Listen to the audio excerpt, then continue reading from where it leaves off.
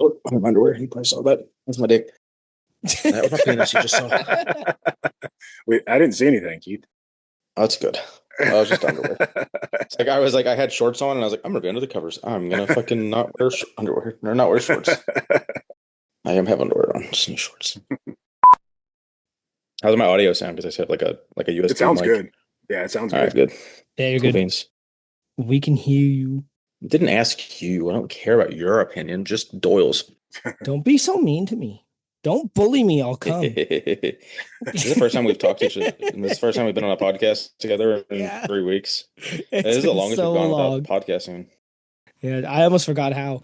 That's why I had to run away. I was like, I don't have my candle. I don't have my light. I don't have anything. I fucking hate this light. I'll be up front with you. I hate this circle light. I think I'm gonna hop on my phone now because this keeps just cutting out. It's fucking annoying. I can't fix the Wi-Fi, so just get on my data. I'm gonna close out of here and just log back in before we get rolling. Give me like 90 seconds or less.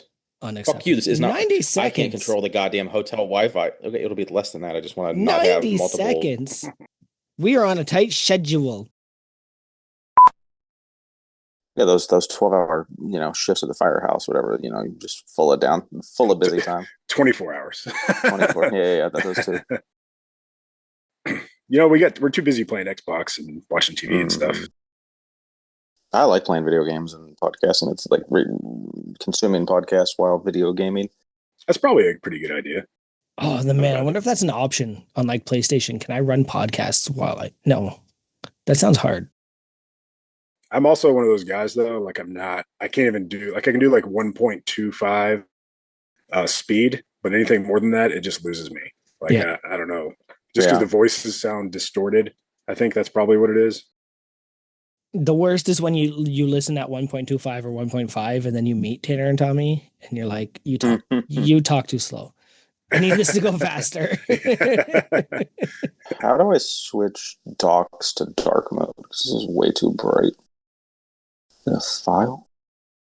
Is it on your phone or are you on the laptop? It's on the laptop. Which I don't know that answer. That's a Nate question. Nate's never around. Every time I need Nate, he's just never there. He's perpetually there by text. No other way. Just blame Gary. Never met him. Call Gary's fault. I still don't think I've met him. I still think last week was just a blur. Blur, blur, blur. Oh, this isn't the episode? I thought you introed why I was reconfiguring phones. I would do that to you in most scenarios, but this time decided not to. Okay, here Nick's always got the hot mic, so who knows what'll make it. Take off my socks. Free piggies.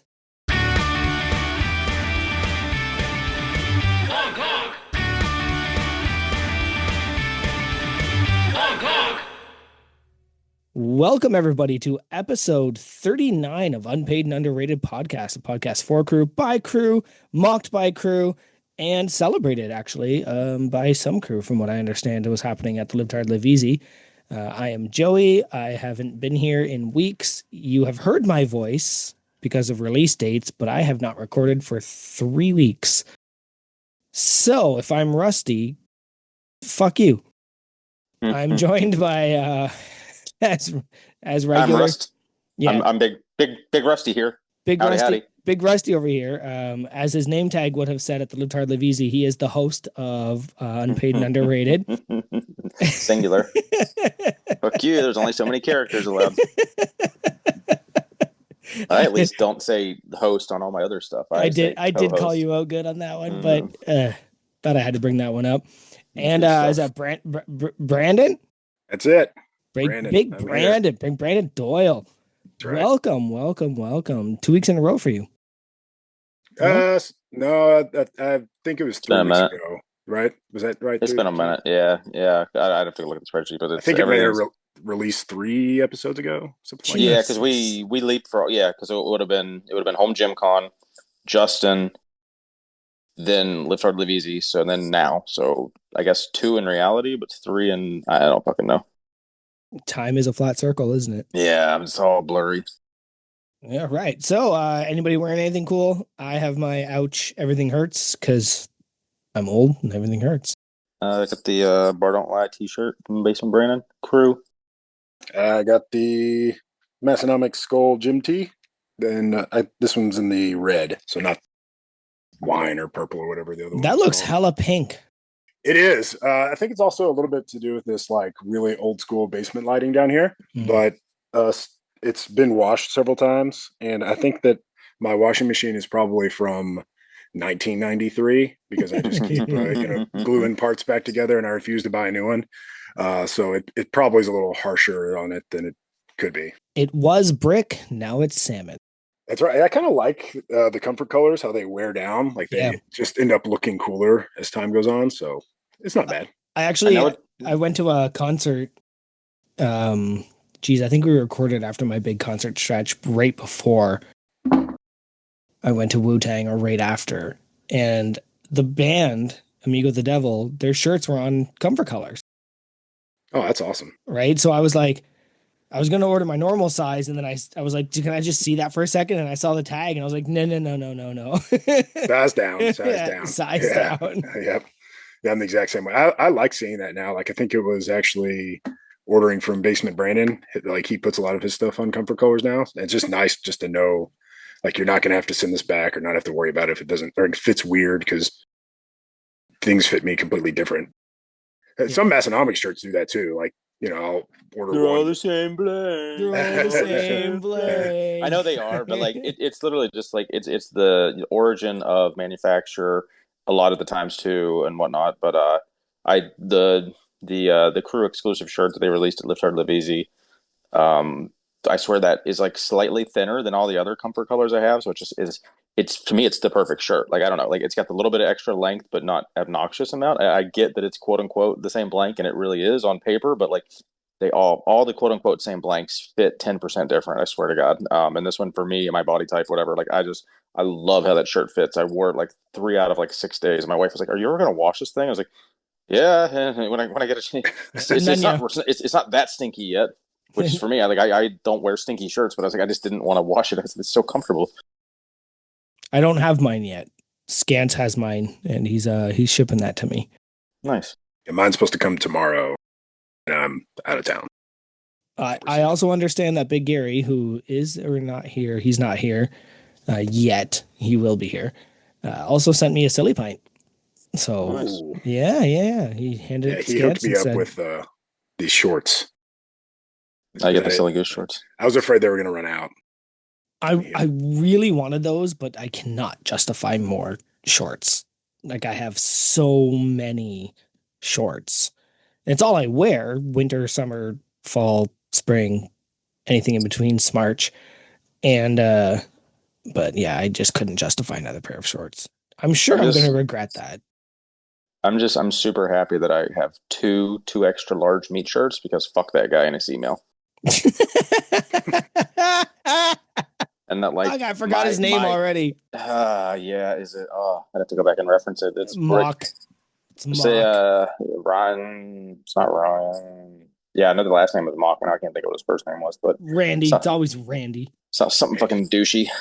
But yeah, that makes me chuckle every time I think of that. Like fuck that guy. I got 2 of his shirts. It's Chris. Not Chris. No. All right. I had to like show it to my wife. She's like, "What a fucking douchebag!" Yes, we're not big name over here. I don't have anything cool to drink. What do you guys got? So I'm out of town this week. I'm working out of a hotel, so I'm on my phone. Tried to do the laptop, but the Wi-Fi wasn't stable enough, so we're just on data. And so I specifically did stop and get a sparkling water.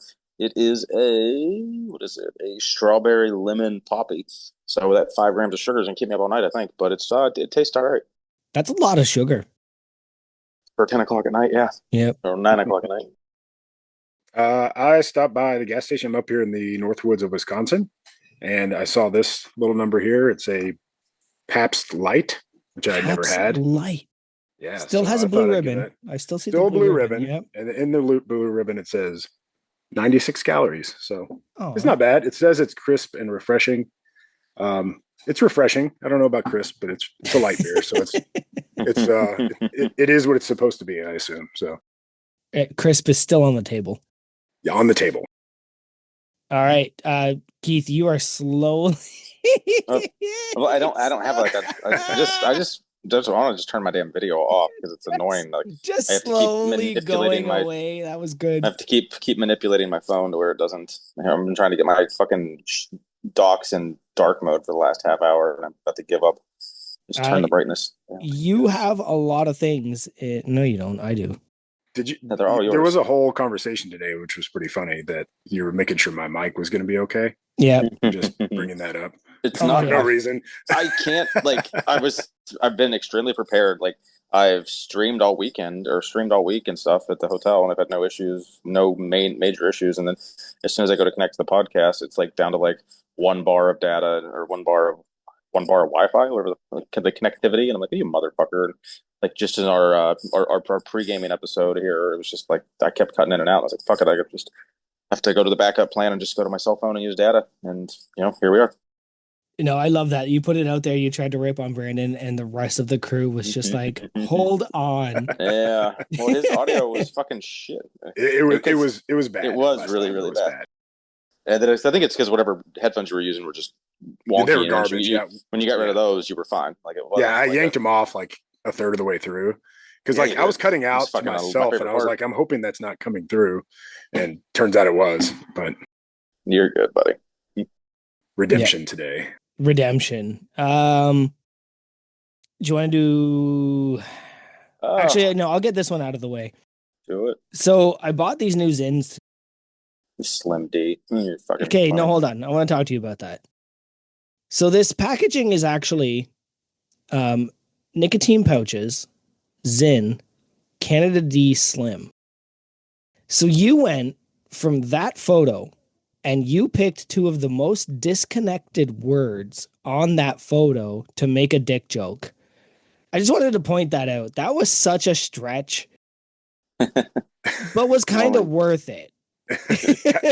Does it kind of work though? A little bit? No, not at all. You're looking at it. Yeah, that's true. Slim D. Canada I was honestly Slim. thinking when I saw Slim, I saw the picture earlier. I was like, is it Slim Jim flavored? Because that would be legit. No, so what I'm learning is here in Canada, we have exponentially different flavors of Zins than you guys do. Because I think we have better shipping with Sweden. And these are just, instead of the thick, flat Zins, these are a bit thicker, but they're smaller. Oh. Right? So when you're doing an upper decky, they're higher up on your gums. But I just get to your brain faster. Yeah, that's math, right? But I just thought it was really funny that it says Canada D Slim, and you were like Slim D, ha ha ha, dick joke. Dick joke. It was a long jump, but it was worth it. Also, what I think these are flavored at is, do you guys? Neither of you smoke, I assume. No, I don't smoke. No. Have you ever heard of Demorier cigarettes? No. Like okay. The clove cigarettes, like the ones. No. So Demorier was a brand up here that actually put out like actual tobacco. So I think this flavor is menthol cigarette. So it's slight tobacco, slight menthol, to the point that it's actually hurting my throat. But yeah, I thought that was pretty funny. I just wanted to point out that, yeah, Keith somehow made two words completely separate to make a dick joke. Good work, buddy. A little dick joke. Oh, slim dick joke. I mean, synonymous. I guess you could have a really long one and be thin, so I guess it's not. But then would it be just a pencil dick? Big? Yeah. But like if it's like 8 inches, but it's only like a half inch around, like is that a big dick or not? I'd probably have to go with it not being a big dick. It's like Deuce Bigelow. Do you all remember that? When the guy would always say that the guy had a small dick, and he's like, it's not small, it's thin, like spaghetti thin. Yep. I can pierce a cervix, but cannot pleasure a woman.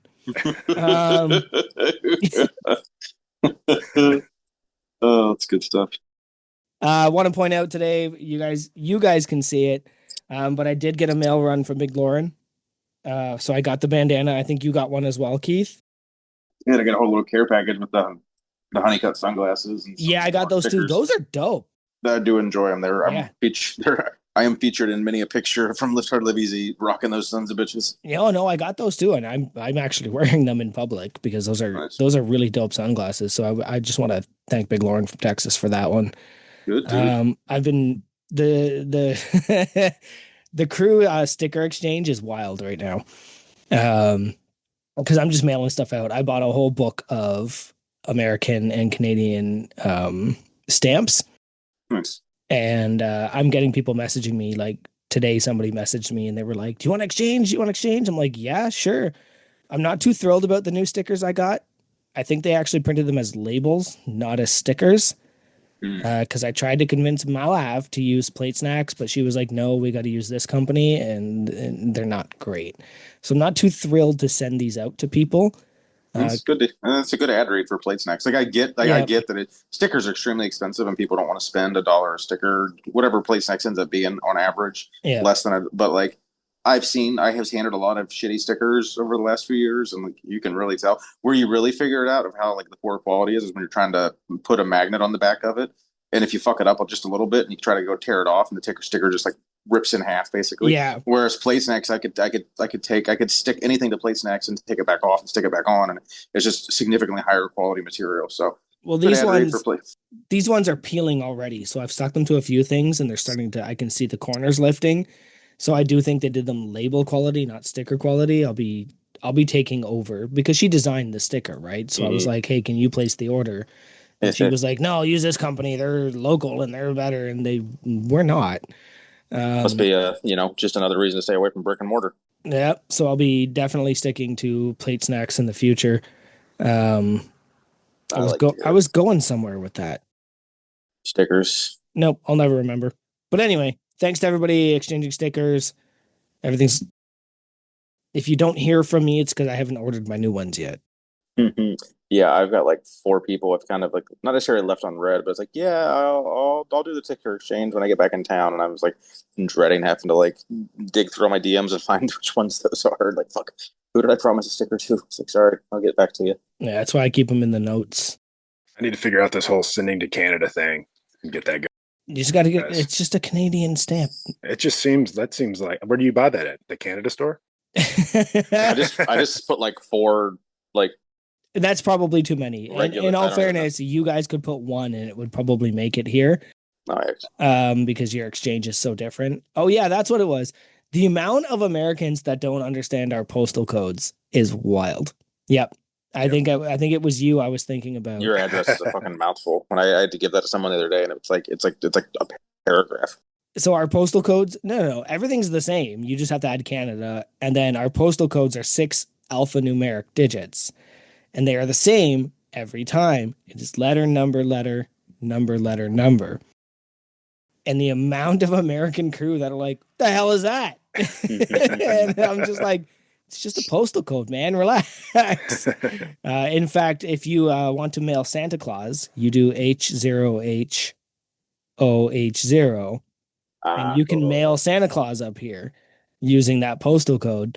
But I thought that was really funny. The amount of, because Scance was like, "What's your address?" And I sent him the address. He's like, "Dope." And I was like, "Yeah, it's refreshing to not hear somebody panic over the postal code." It was funny. It was pretty good. Okay, your turn. Go. Did you guys Thor deadlift last week? Anybody get a chance to see that or see the videos on that? I mean, unless you were blind or dead, you probably saw it because the funniest thing I think because almost every lifting page reshared it, but then I had a couple guys like giving people like stop reposting it. We've already fucking seen it. Blur blur blur. Blur blur. I'm just like, shut up, douche. Like shut the fuck up. Like I don't know, like Thor or not, that was pretty fucking impressive lift. It's a big deal. You know, it's like just I don't know. Oh, Eddie Hall doesn't seem to think so. I still I guess my controversy would be like that. You guys are familiar with that Colton in whatever Engelbright. Yeah, Engel Brinky, whatever the fuck. Like I think he's the South American or the South African guy, who literally can pull 1100 with straps sumo, and like damn near locks it out without straps, but also sumo. So it's like is what do you think's more impressive? Once he actually, because he will at some point in the next couple years or sooner, he will lock out 1100 hook grip or whatever, which will be fucking crazy. That's insane. Hook grip sucks. But sumo. So is that less or more impressive than Thor or whoever else does 1100 plus with a Bringing deadlift suit and fucking straps? Like I bringing think up controversy. Wait, whoa. Thor was wearing a deadlift suit. yeah. No, that's why it's so like that to me. It's all apples. It's all fucking apples and oranges. Like none of it can be compared fucking 1-to-1. But like I still think that if Colton can fucking lock that out in a powerlifting meet, sumo, whatever, like you can shit on sumo all you want. Like that's still more impressive to me than straps and I the think deadlift it's suit. But more it's impressive. I don't know. Either way, they're both fuck. Well, yeah, oh yeah, his body weight. He's Yeah, literally like 250 pounds versus 450 pounds. That's that what's and wild. he's also not hitching or ramping. He's doing it to Mm-hmm. powerlifting standards. So now, I mean, obviously, it's different leverages for different body types. I don't think like he can pull a lot conventional too. I've seen him pull like 800 and something pounds conventional, That's but I don't know nothing. if, yeah, I don't know if he could ever get to that Yeah, same level conventional. So I think that's where Thor, it is just so impressive. Like that's just so much weight, yeah. whether or not you have a suit on. I've never pulled in a suit, so I can't really I do say hear how the it suits feels. don't add a. I mean, I guess they add some, but like in compare, like out of the three powerlifting type of lifts that have supportive equipment, squat, bench, and deadlift. I mean, it's historically the deadlift suit gives you the least because that's why you have guys that'll squat 1,000, bench 800, and fucking pull 600 because they can't pull 500 pounds raw. So it's like the suit's only giving them fucking 100 pounds or something. Right. I'll take all those numbers with a grain of salt. I'm generalizing, but I see a lot of guys All the that Randys out there. Oh, the yeah, Randys. Yeah, I don't. I try to strategically stay away from that controversy of sumo versus conventional, and be honest with you, like the rules are the rules. They allow you to do that, but I do think that's part of why powerlifting is a bit of a joke at the moment, because there's way to game different things. I don't think sumo is the same as conventional. I think it's a different lift. It's not a worse lift. It's a different lift. And I also kind of worried like he was wearing a suit. Can you wear suits in strongman? Like if he tried yeah. that at the No, Arnold. that is no. Well, it all depends on what the fucking like if you go to a local strongman show, some say you can wear a suit, some say you can't. Yeah. Like Eddie was wearing a suit, Thor was wearing a suit. Like most of the biggest strongman deadlifts of all time, I believe, are in a deadlift suit. Yeah. Oh well. Yeah, Dope. like you could even wear a suit like in the strongman throwdown at home gym con, like even an Yep. event. Not to Yeah, say Hogan. that, I believe. yeah, Yeah, Yeah. I believe Hogan had one. The suit's right. not adding that much, so still an incredible lift. I just don't think comparing a powerlifting sumo in a suit is the same as conventional strongman in a suit. I just don't think those are the same comparisons. Right. That's I all. think they're both impressive in their. Yeah, Well, Colton absolutely. wasn't in a suit. That's what I was getting at. It's What just the that fuck? that's what I'm getting at. Is like the kid's doing it raw. Like he straight up goes out in a fucking singlet and can pull over 1,000 pounds sumo. Like I said, he didn't. I don't know what his second attempt was. Like that would have been his counted lift, over 1,000. But like he literally put 1,100 on it and like basically got it right to the top, and then it slipped out of his hands. But then he came back out like an hour later or something, and exhibitionally did it again with straps and locked it out like easily. So it's like if you're not familiar with who the kid is, you will be really soon because he is going to go down as a Mount Rushmore of strongman if he doesn't Mm. like blow something out. I mean, he already does have the biggest fucking total of all time, I believe, uh, beating out guys that weigh 200 pounds more than him, well, 150, but which is just wild. But all right, enough about that. Yeah. Congratulations, Thor. You did it. Yep. And Let's see. Massnomics posted a video talking about why you're the best in the business because Well, that's good. sometimes you have belief, sometimes you don't have belief, and then when belief is good, you have good belief and get results. Yeah. Nice little heart in there. They dug up. Who's the other guy in the video? Fucking weird looking guy. Tommy, right? I got a question for you guys. So this didn't happen, but it almost happened. And I think the crew will have some really big opinions on this. 2 examples. So I had my honeycut glasses on my shirt, and I was in a washroom, and the paper towel or the toilet paper fell, So I leaned over to pick up the toilet paper, and then I stopped and I took my glasses off my shirt, put them in my pocket to make sure they didn't fall in the toilet. And sometimes when I'm at work, I have my favorite reusable water bottle, and they have stand-up urinals at my work. And sometimes I worry that my water bottle will fall in the urinal. Let's say that happened. So you have your favorite reusable water bottle, your favorite sunglasses, whatever, and it falls in a urinal or a toilet. Are they garbage now? More than I likely. would say absolutely not, personally. See, I'm also somewhat disgusting and cheap, like just in general. Like I just told you, like before I think we recorded, maybe I talked about it might have been during this, that my washing machine's like from the early 90s. Like, Yeah. and it's not that we can't necessarily make money to afford a new one. It's just that it still works. You know, it's like, why am I going to get rid of it? So I think, yeah, it would have to be like think about it this way. You have a retainer that you get from the dentist in Canada. And that drops in the toilet. What do you do with it? Because it sits in your like dirty mouth all day, which arguably probably has as much bacteria, not you specifically, but just the human mouth. I have a dirty mouth. Dirty That is, fucking yeah. Canadians. Yeah.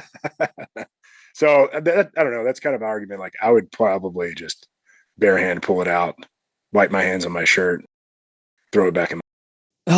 Oh, Jesus. okay. So I wouldn't go guess- that far. Like I'd probably at least Lysol wipe it. Yeah. I guess my main Boil question, it maybe. my first question is, why wouldn't so if I went into the Dude. bathroom with a water bottle, I think I would stick the water bottle on Love the fucking sink counter, not sit it on the urinal that I'm pissing in. But that's just me. Yep. So Brandon, Sir. let's talk about the YouTube video. Did you get a chance to watch Kevin's YouTube video this week? I did actually watched it. Well, it came out today. I watched it about 2 hours ago. So Nice. Yep. Okay. What were your thoughts? I enjoyed it. I always like, Kevin's a good guy. I've known him for several years now. Being able to see the whole gym and see him get his kind of credit and, get some eyes on him, hopefully get some more followers and, just, good dude that deserves a bigger following. So, Yeah, absolutely. I loved his PR bell. I remember him. I think he posted something about that in the past, or maybe, and I was like, I think I already had a mental note of like, I need to steal that idea of somehow, which, because I think I even had something on Amazon already, kind of like in my, my idea list of like, oh, I got to figure out which is going to be the perfect bell because I want something like that in my gym, and I love that concept of just having like some kind of like ring this bell after you hit a PR. Yeah, I think that's pretty cool. I liked. I mean, his whole aesthetic's pretty cool because it's all it's like DIY, but like in like a cool DIY way. You know what I mean? Yeah. Like sometimes, like when I've tried to DIY stuff in the past, it works, but it's never something I'm not going to replace one day with like the actual thing because whereas his reverse hyper is probably more effective than most other people's $800 reverse hypers. Absolutely, yeah. I bet it's more solid than my Scout reverse hyper. Oh, for sure. Yeah, for sure.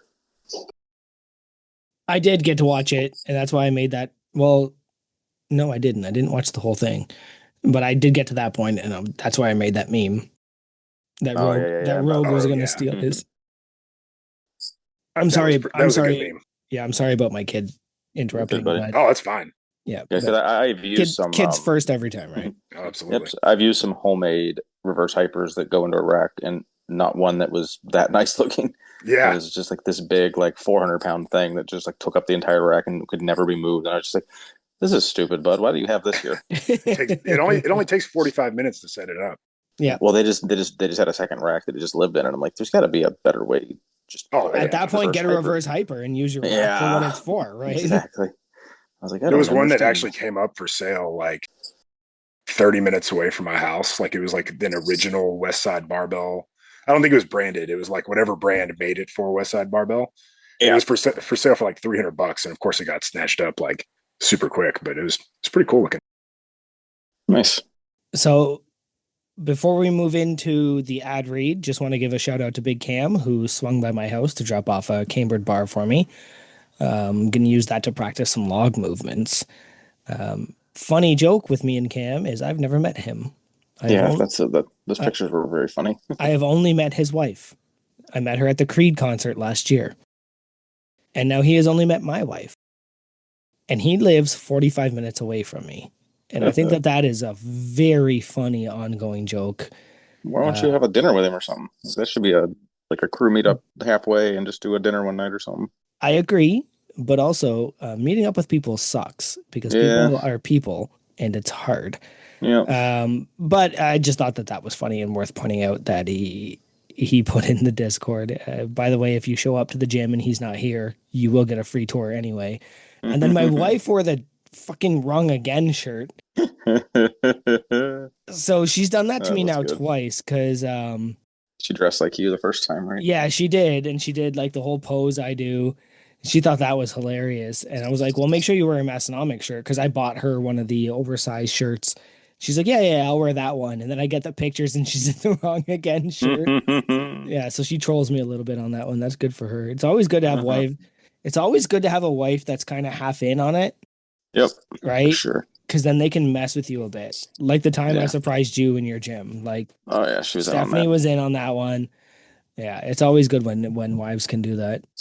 No, so I really liked the Stephanie consumed about at least two half of the Lift Hard Live Easy recap episode I was watching Sunday night before she like tapped out and went to bed.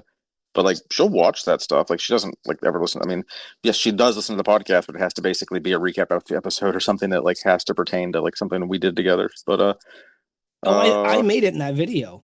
I yep, haven't yep. actually I haven't got to talk about that. Let's hear it. I was there at the Lift Hard Live Easy with the Keith here, by the way, skeleton with the red beard. I saw you at Tanner's party on the video. Yeah, yeah. That's hilarious. I didn't know that was gonna happen. Yeah, And I had Ryan. actually joked with Keith saying like I should have given you a puppet or like a something of me to carry around and you could like pretend to be me and like do my voice or whatever like whatever. And then like an hour later, I get a text that's like, "Oh, you're here by the way." And then I was there by the way.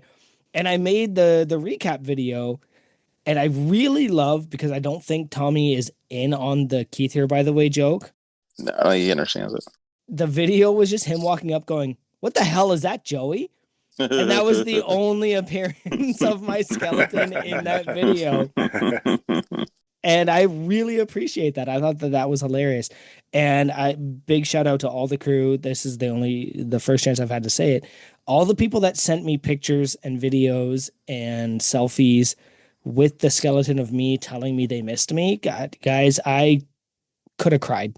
I'm going to be upfront with you on that one. I think I did choke up a bit on the first when they first sent it to me when Keith and Nate sent it to me. I did. It's just good to know that I was missed, and you guys made me feel really good for that one. Hannah kept me updated. She was messaging me nonstop about what my proxy was up to.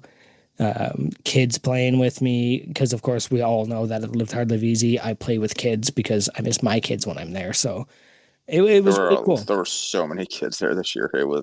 Great. It was just a lot of like you could tell just people were getting more comfortable bringing their kids and or Yeah. if people are just having more kids or kids are getting to that age where they're actually just running around because And we all know I would have like secretly disappeared to go play with kids.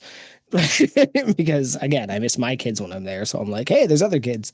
Let's go have fun. So yeah, I just wanted to thank everybody for that because that did mean a lot. That did put a tear in my eye. So thank you to everybody that was a part of that. speaking of Hannah, real quick, my favorite least fun, most fun, Live Hard Live Easy was her response. If anyone saw that, I won't put her on blast, but oh my god, I laughed so hard when she sent that in. I didn't see that. Well, basically, she okay. I guess I'll say it.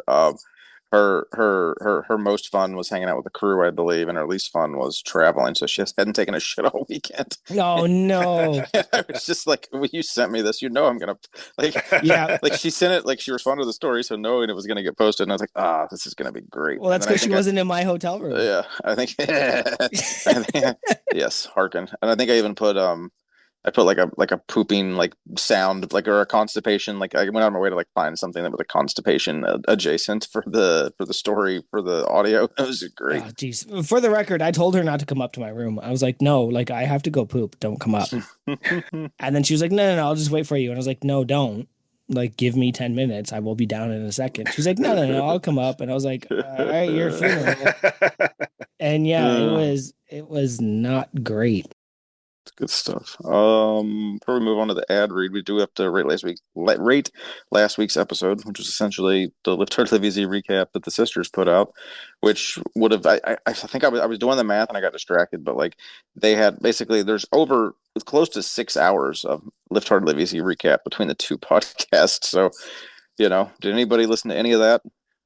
I Oh yeah. I didn't listen to ours, weirdly, but I did listen to theirs.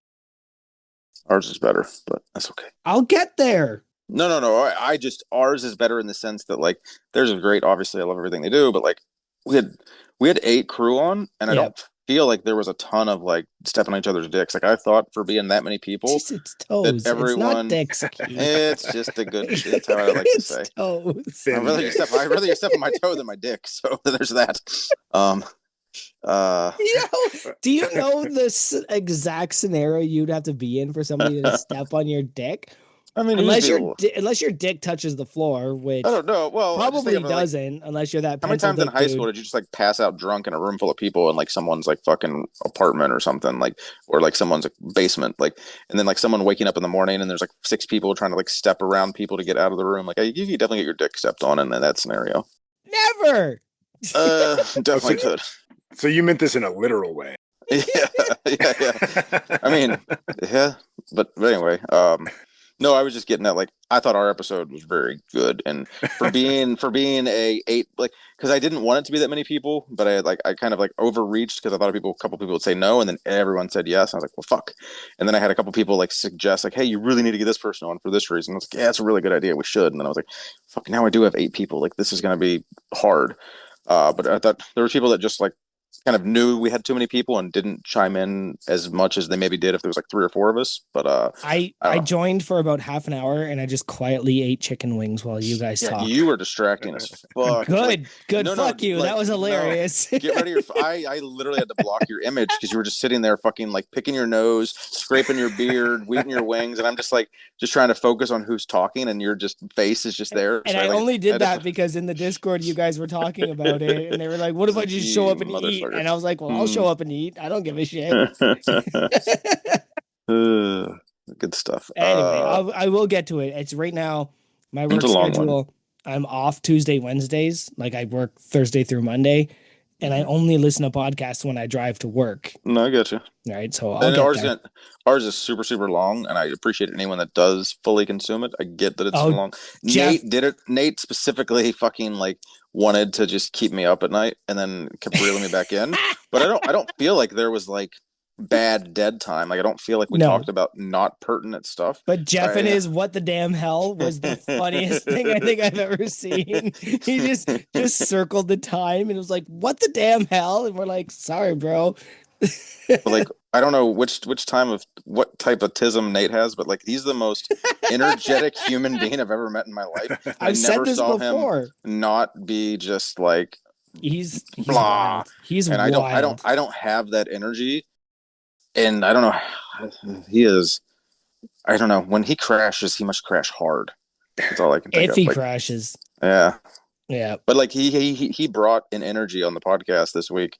I think it's because it was something he had been to too. Whereas usually when we have him on, he's just like he's helping us. Like we're kind of forcing him to like run the episode of like whatever roundtable we're doing, and it kind of putting him in an awkward position where he says he's in an awkward position, but he still does great. But like this particular episode, he was there. He was able to have like he didn't have to really do any research or anything. He was just able to like just get there and talk. So I think he flourished as a host last week with me on the recap, and it was really good to see him do that. So I'm going to rate our episode. So I'm going to give it 5 out of 5 Big Nates. Should we all rate? None of us rated last week's Massnomics episode. We didn't do that. I know. It's the same episode. Yeah. We had the same episode, so that's why I'm not. Jeez, you are blurry. Last week's I wish I could turn the video off, so I'm just gonna. I don't want. I'm just the phone. The video is just facing the bed. Like I'm focused on the sheets. So last week's Massnomics episode, 5 out of 5 broken sandbags. Fuck Tanner. He's giving me so much shit for that. He threw you right under the bus. He was like, Keith just threw it right on the sharp part of the yoke. No, it's been a good joke. I like being part of the jokes, but man, it's like Oh, we didn't even get I to think the memes I made of you and the orange sock killer. that one they were both funny, but the one literally looked like my buddy that lives out in Albany. But it was you. No, I get that that's the image you put into AI, Yeah. but what it spit out, because AI always like makes it a fucking cartoon basically, Yeah. and it looked just like Big Joe Lisa, and I was just like, Joe, this is literally he looks travels the great vast state of New York, murdering sandbags. It is a big one. Oh wow, we've been going for a minute, boys. Oh yeah. Let We're catching me. up. Yeah, do the episode. I'll What'd you think? rate 5 out of 5. Big Minnie wearing Big Tommy's hair on his head. His wool. That was very funny. Wool in his hair. That's Yeah, right. wool in his hair. It's I also good wish because it came like the whole joke. Like I think 30 people went up to him at Home Gym Con. Is like, "Where's your hair, Tommy?" Or just made wool jokes to him.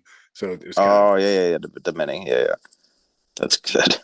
That was yeah, it was just a great week. Obviously, Massnomics episode, yeah, 5 out of 5. Yeah. Blurs. 5 out of 5. Yes. But I thought ours was a pretty damn good episode. I really had fun with it. Yeah. Next time I have 3 hours, I'll listen. That's Nate's fault. You got an ad read for us there, bud? I do. Yes. Ad read time. That was the most Canadian I've sounded in years. Got an ad read there for you, bud? Okay, so I decided to go a little bit different. I wrote a poem, and it's from the heart. So I hope you all take it that way. If you like big lifts with your squads, tune into Massonomics, the home of small quads. From powerlifting strongman and home gym pride, we're cracking cold beers with gains on the side.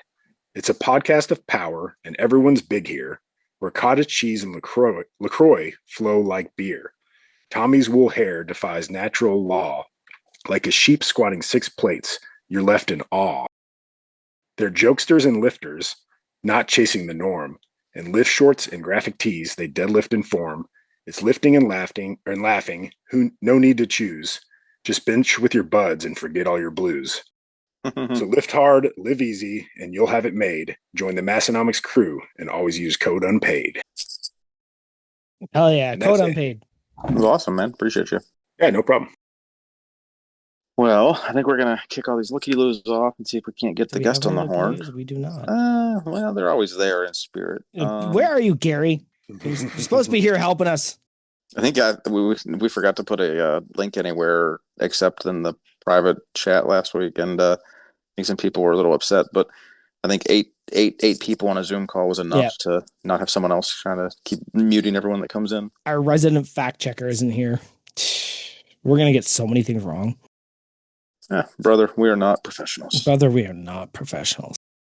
So I mean, the big question: what brought you here? How'd you find Massonomics? How'd you find Unpaid and Underrated? And how'd you get here? Oh wait, I'm sorry. I owe you something. Yes. My bad, Brendan. Is that you? I'm here. Oh, you're live on Unpaid and Underrated. Okay. Yeah, I can hear you. Let's just jump in. Again, we don't want to miss any gold. So that's when we know they know they listen, is when they say I'm here. Or it is I. Yeah. So again, what brought you to Massonomics? Same question.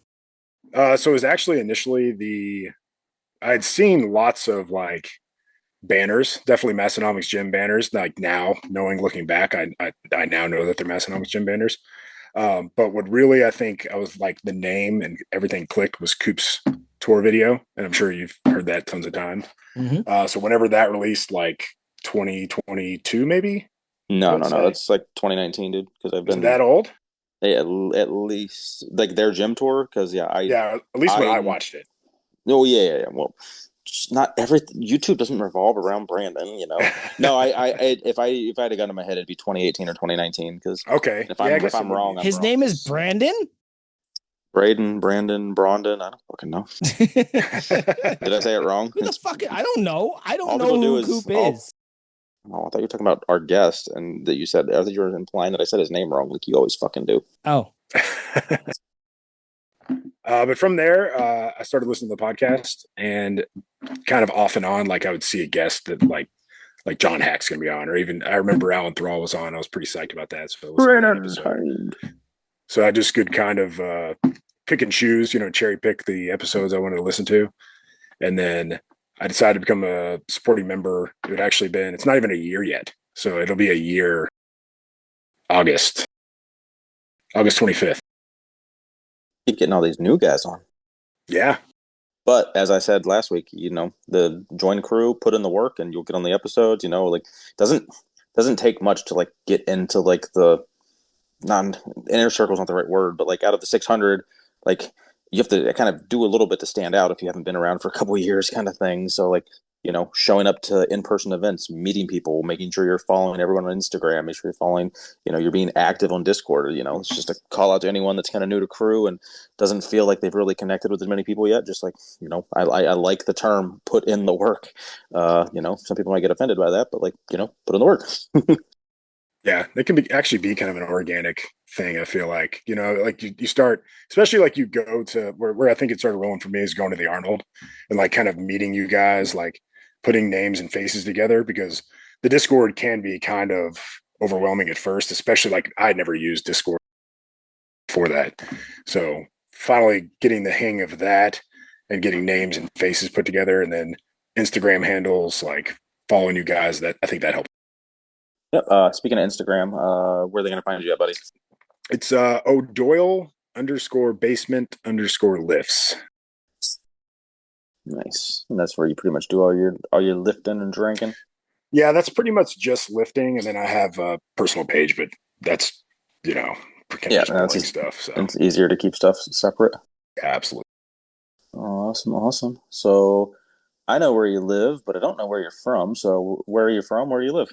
I live in Louisville, Kentucky, and I am from Louisville, Kentucky. So it's a little bit easy. Also, a few times a year, like I said, I'm up at the cabin in the Northwoods of Wisconsin right now. My wife Emily, whom you've met, Keith.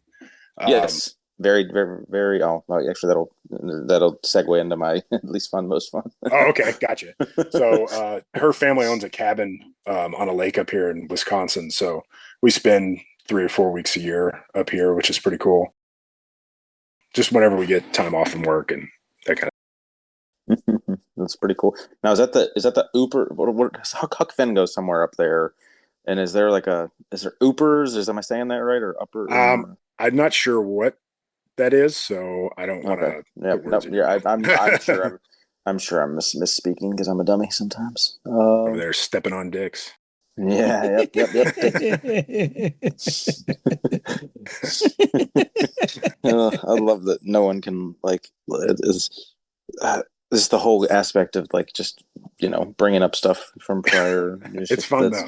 That is my sense of humor. So I'm just glad I found people. It's just not funny when it's it's always directed towards you, but it's okay though. that means they love you. That's what they keep telling me. That's what Jen keeps reassuring me of. What's that one piece of Masconomic merch you missed out on that you've kind of seen people wearing, especially you being only here for a year, though you've only had access to the newer stuff, so you've had to have seen something cool in person or on someone's Instagram. I'll tell you what I missed out on that I'm like biggest regret, because it was something I could have purchased, because I was still like I had bought like the 8-bit powerlifting flag and like the Don't Curl in Me flag like quite a while before I was a supporting member. Gotcha. So like I was still kind of like new of merchandise and stuff coming out, and I think I even had like the discounted original lift shorts when they went on sale for like $20 or $34.99. I bought some of those. But then what I missed out on was the squats shorts. And that was like, and people, everyone still wears those everywhere. So I'm constantly seeing them. I'm like, man, I wish I would have gotten that. I have the squat tee, but the shorts are just. That's the red one, right? Yeah. Like maroon. I got those. Maroon. I feel like they're like strategically doing like what they're doing with the shorts too. They're making the shorts like they're only doing one. I don't think they've reordered any shorts yet. Everything's just been one off, like 100 or whatever they have to buy, like 100 or 150 for their minimum quality. Like I don't think they've re-upped on shorts. They've just keep doing them in different colors or different logos. So I guess that's smart. I mean, it has to help sales. You would think logically, like if it didn't, they wouldn't keep doing different runs. Yeah, and I think that's I think you're right that it helps sales, and like you can bring it back a few years later, or even if it's Yeah. a little bit different Whereas style. But yeah. Whereas before, like they had the lift shorts for fucking like 7 years. So it's definitely a little bit of a different, branding approach now, which, seems to be working for them, hopefully.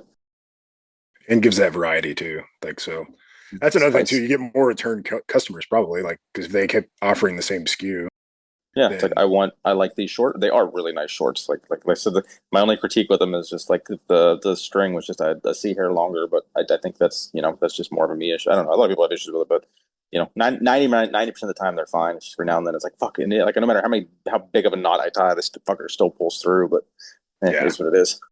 These ones. I just leave mine tied. Someone did say, yeah. Well, I could do that on my bigger one, but the ones I wear a little tighter, Oh, okay, they'd be hard pressed to get off tied. right, So right, I like a nut hugger one for the gym just so I can show off the legs. yeah, You I get know, gotta rock that that. vanity. What's your Hall of Fame status? Do you have one?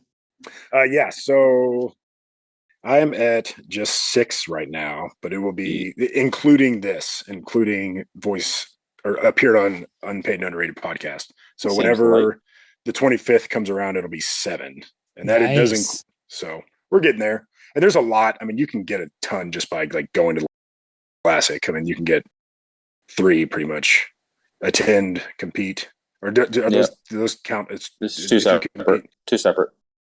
Oh, two separate. It's two separate lines. So you will that is the 3 that you would get because it's Okay, gotcha. lift at Massanomic Gym, attend Yeah, lift hard live easy, compete at lift hard live easy. gotcha. So there's Yeah, 3 so I easy mean, you can ones. knock a bunch off in a row. You can knock Crew Falls out here in a couple of months, buddy. It's a good one too. Yeah, I've actually talked about that. It's not a hard flight either from Louisville. Like the flights are like just looking out, just kind of basing it on Crew Falls usually is. I Yeah, mean, it's a pretty cheap flight for me. So nice. almost silly.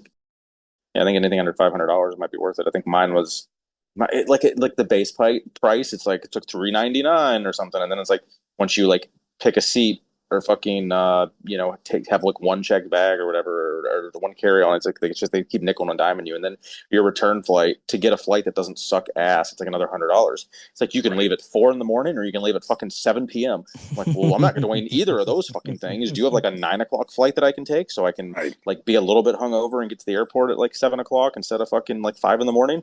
And it's like that's another $150. So I think like to get the flights I wanted, it was going to be like closer to $600, but still. And then you got 2 nights in a hotel. Friday, so yeah, 2 nights in a hotel. There's another fucking $400. So yeah, it's $1,000 weekend no matter what. But it's pretty fun, pretty damn fun. I'm Yeah, like it looks 99. like. I don't see a world I don't make it out there, but we'll see. So we got the Hall of Fame status, and you got that supporting membership number handy. Yeah, it's number 437. Nice. That's kind of cool. Like I wonder if we've had to have everyone in every different like 100 number. Like we've had like the 0 to 99s, the 100 to 199s. I'm sure we've covered it all by now, except the 600 because we're over 6 now, right? So we have not had so in the coming months we should have a 600 supported membership number with some of the people I'll be reaching out to in the next couple weeks. So tune in for that. And those people are hard because they haven't been like here that long, so they probably haven't been listening to us. Yeah, So for us to pitch, hey, come be on our thing, they're like, who the heck are you? exactly. Yeah. But these are two outlying situations. But for the most part, yeah, we don't usually go with the newer. Well, I know the answer to this, but tell me about that certified training center you got in your home gym and mainly certified training center. Yeah, We'll get in the home gym later. Yeah, it's a basement gym, so which is pretty nice. I mean, space is definitely an issue, but it's definitely more powerlifting set up for powerlifting. I have a 4-post Titan T3 rack, so that's like a 2x3. It's the same one that Kevin actually had in his video, but his is a 6-post version. I have a Hansu power rack, combo rack, a lat pull down, just some kind of other various machines and barbells. It's not quite as bad as you and Tanner, but I do kind of have that barbell bug in me where I'm like, there's no, like, I think Joey said it before. It's like, why do you have 4 different power bars of the same type or whatever? Like, I am that guy. Like I have 4 different power bars, like, and I will alternate depending on when I use them. And Nice. Love a good power bar. yeah, I do too. And a deadlift bar. I need a new deadlift bar because I'm still running the Ohio deadlift bar. Oh, fuck off. How do I fucking close this Zoom call on my phone? I'm gonna get the fuck out of here. If I knew how to close this thing, I'd fucking do it. You and your You told goddamn me Ohio. you'd trade me straight up for your Orange, Texas bar, right? Yeah. You come up to Rochester and I'll think about it. Okay. But you drive up there and then we can negotiate. The same amount in gas. Oh well, I'll go fuck myself then. I guess my friends don't want to come see me. No, but the gym's pretty cool. I kind of like my aesthetic. I've decided not to paint the walls. I want every square inch of the walls to be covered in gym banners at some point. So Nice. that's kind of the goal.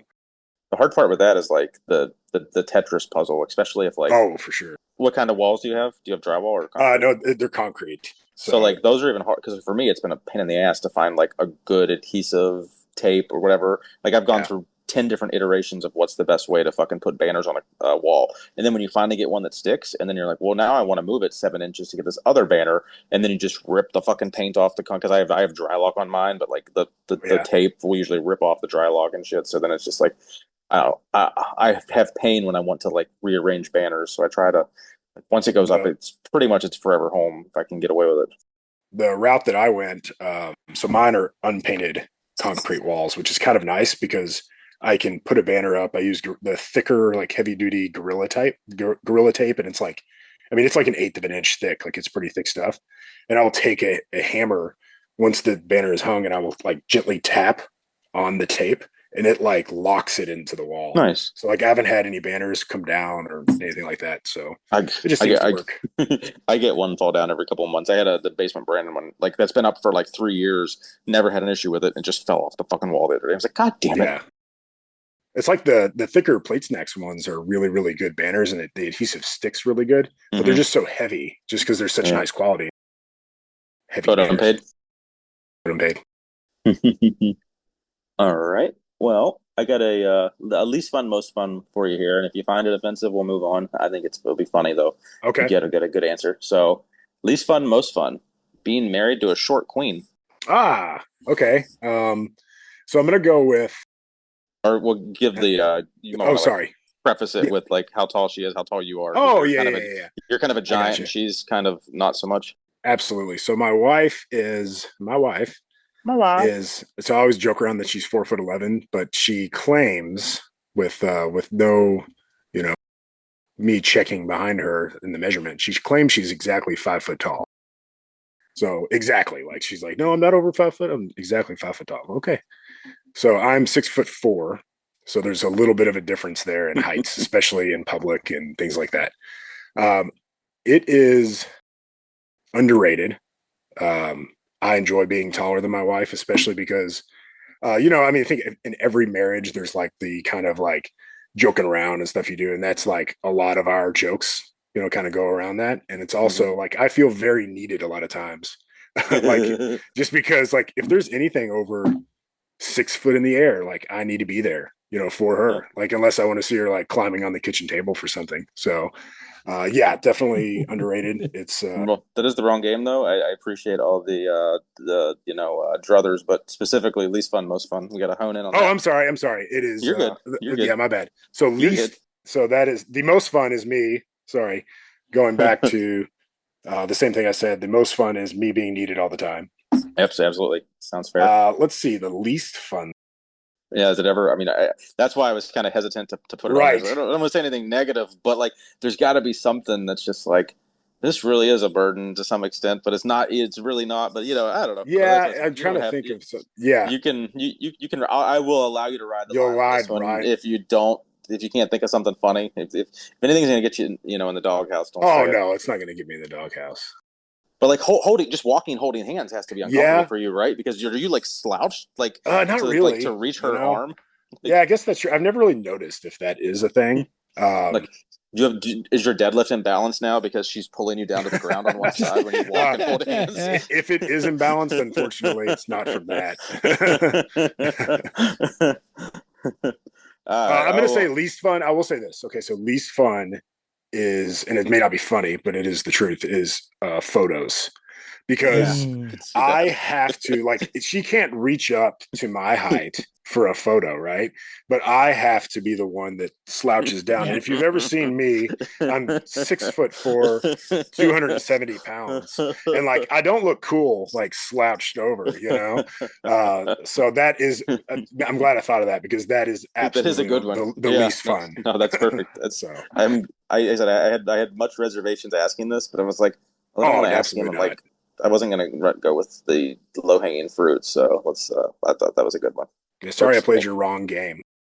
I mean, it's at the end of the day, you have your druthers, I guess, and we circled back Yeah, to it there, so we're that's good. right. It works out. Too many Pabst Lights here. What's the most fun? Most fun is just like I said, just being like uh the person that like always needs to help her with things, Oh, like okay. getting stuff off the high shelves, or like even at the grocery store, like the poor girl can't reach anything. You know what I mean? Like it's just, Do you guys ever share a vehicle, and like how long does it take her to pull the seat up and you to push it back? oh, Like so that's got to be the most like Yeah. yeah. time So consuming thing to start your drive after she drives your car. the worst thing ever, I will tell you this. So she has a Honda Odyssey, like because she's a mom. So she has a Honda Odyssey, and the key is programmed per user. So like there's user one and Uh, user two. So she's user one because it's her car. And if I were to get in her car, like say I just drove the car, got out and wanted to get back in, but I was using her key.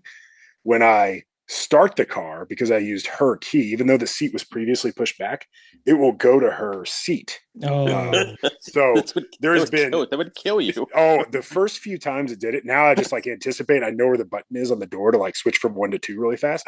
But before I like knew where all the buttons were to push, I almost died so many times. And like it is just a slow like death, like of you're like going towards the steering wheel. Like it is just yeah, it was pretty good. And there was and that was actually another time she was with me, because I generally just drive. It's just how it works out. But she was with me and that happened, and she just lost it. Like she didn't try to help me. She didn't, anticipate this happening, even though she was her car. She knew it was going to happen. This might be my favorite, least fun, most fun in a long time. I'm so glad. just watched so you glad I asked suffer this. and laughed. Great. That's right. So glad I asked Ruthless. Oh, this was perfect. Great, good stuff. And I felt more comfortable asking because I met her in person at Oh, Home Gym absolutely. Con. So Oh, and there was several jokes in person too. Like she's yeah, so used to it. You know what I mean? yeah, she was a good sport. Absolutely. Like, Good and stuff. I make a lot of jokes too about like if she needs to reach something, like instead of me just reaching it, like I'll pick her up, like to reach it, like a child, you Oh know. no. Upsies, upsies. Well, that Yeah. that actually that was a kind of a joke at Home Gym Con. We went to PBR and did bull riding. None of us, Keith or I, did not, but No, like fuck that. Hogan and Robo did. Yep. Well, my wife really wanted to do it, but she was like, I didn't want to be embarrassed in front of your friends when I asked you to pick me up like a child to Well, it put would me have on been top of fine. this bull. We would have, So, no one would have just that would have yeah. actually been that would have made the story that much better and would have made the cover charge worth it, Oh, I don't know if it would have made that worth it because we got swindled. eh? Same. Oh, all Good right. question. That was a good. That made my day. That was good. What do you got for him, Joey? The height person question. Yes, sir. Yep, you got your one lift. You're going out to do it. It's the big lift that you really want to hit. Who's the height person slapping you on the back? So I'm gonna go. Man, I hate to say my wife again, so I'm not going to. I'm gonna change. You can. You can. Because it is funny. In the home gym, like when I go for PR, like generally she might come down, and you know what I'm saying? Like if I'm just going for like a gym PR and I'm by myself, like she'll come down and like cheer me on. So like that's kind of That's like actually awesome. the person that like I'm used to being around PRs with. Cause like as of right now, I don't compete. Unless it's some sort of online thing like garage gym competition or something. Mm. So she is kind of like my hype person, like in that way, without sounding corny. So yeah, there are people though, like especially at work, they're my hype person, like with other things, like in my job, especially like when we're doing something. we just kind of always, kind of have each other's backs and my crew and stuff like that. So I'll go with all, my crew at work, my wife, but mostly my wife. My wife. No, good answer. Well done. And I can kind of segue into, anyone that's not familiar with you and what your career is. You just want to share that with the audience? Yeah, so I'm a fireman, or I guess firefighter is probably the preferred nomenclature nowadays. Um, What's your resume uh, say? it says firefighter, but it's actually technically it says sergeant. So that's the rank that I hold. I mostly drive the fire apparatus.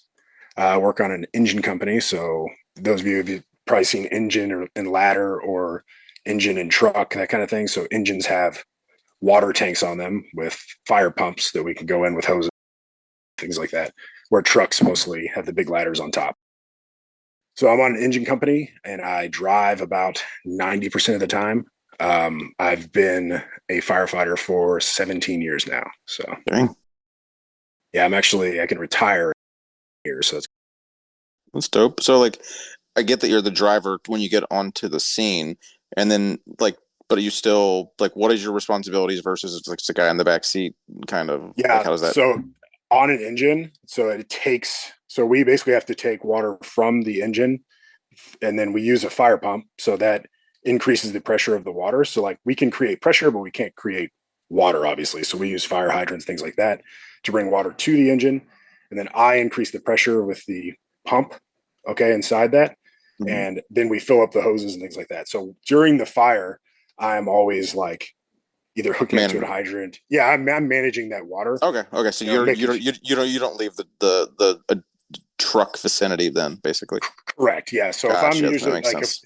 yeah, so like on a structure fire, we're gonna have like 5 pieces come in. So it's usually like 3 engines and 2 trucks. So if I'm like that first or second engine, I don't really put all my gear on and go in with the other guys. If Gotcha. we're like third or beyond coming in, I'm going to put my gear on. I'm going to go in and I'm going to join. Is your wife a little bit happier that you've transitioned into that role as your career has progressed? And you would think that you're Um, slightly safer. yeah, for sometimes like she definitely prefers. So I was on a different fire department before I actually changed agencies. And on that fire department, I was a captain. So like I was in charge of the engine, and she knew how much I love that. Like I like just kind of being in that leadership role. But when I transitioned back to being a driver, it was kind of she even said it. She's like, I just feel better when you're driving, and the department I'm on now is also less busy as far as fires and things like that. So she likes that too. But she also knows like that's the weirdest thing in the world. Like firefighters, like we don't want to see your house burn down. We don't want to see you hurt or in trouble. But if it's going to happen, we want to be there. You know what I mean? Like it's like we want to do that job. Like, I don't know. And you could ask like Big Derek's a good one. I've talked to him from Virginia Beach. You know, he's on the same page. Good deal. Good deal. Yeah, it's always like hearing about what people do to some extent, especially when it's, a good service like this. And, just other than you and Derek, I'm sure there's other handful of guys in the crew that we just don't even know about that are in the same, position as well. So that's just good stuff. We appreciate it. Um, so just so everyone's clear, your name is Brandon Doyle, not Brandon O'Doyle. Correct. The O'Doyle gym is a play on the Happy or the Billy Madison, That's right. reference, not Yeah, and it's your name. Do people think your name is O'Doyle then? Like I'm yeah. assuming So some people do. well, some probably do. So growing up, it comes from that. Um, growing up, like of like in the '90s, of course, like kids like had all seen that movie, and like I had seen that movie, of course. And every time somebody heard my name for the first time, they'd be like, "Oh, Doyle rules. Have you heard that before?" And then after a while, I Mm-hmm. start playing along, like, "No, what's that from? I've never heard that." So for a long time, it was like, "Oh, I could hear this again." You know what I mean? But then now it's just like I kind of embraced it because it. I didn't really have a name for the gym. Like the gym has existed in somewhat the same form, like in that same basement since 2018. But there was no like actual name attached to the gym until the certified training facilities came along. So I was like, well, I don't really have like a nickname. Like I've had like different iterations of nicknames over the years, but nothing that's really like stuck. You know what I mean? So I was like, I guess I can just go back to like what everyone has like made fun of me for my whole life and just embrace it. You know what I mean? And the Mhm. really funny thing is my wife married into it. Obviously, the last name, she took my last name. Not obviously, it's not that it has to happen, but she decided to take my last name. And she now gets it all the time, everywhere she goes. She's like, what is this O'Doyle rule? So she had never seen Billy Madison.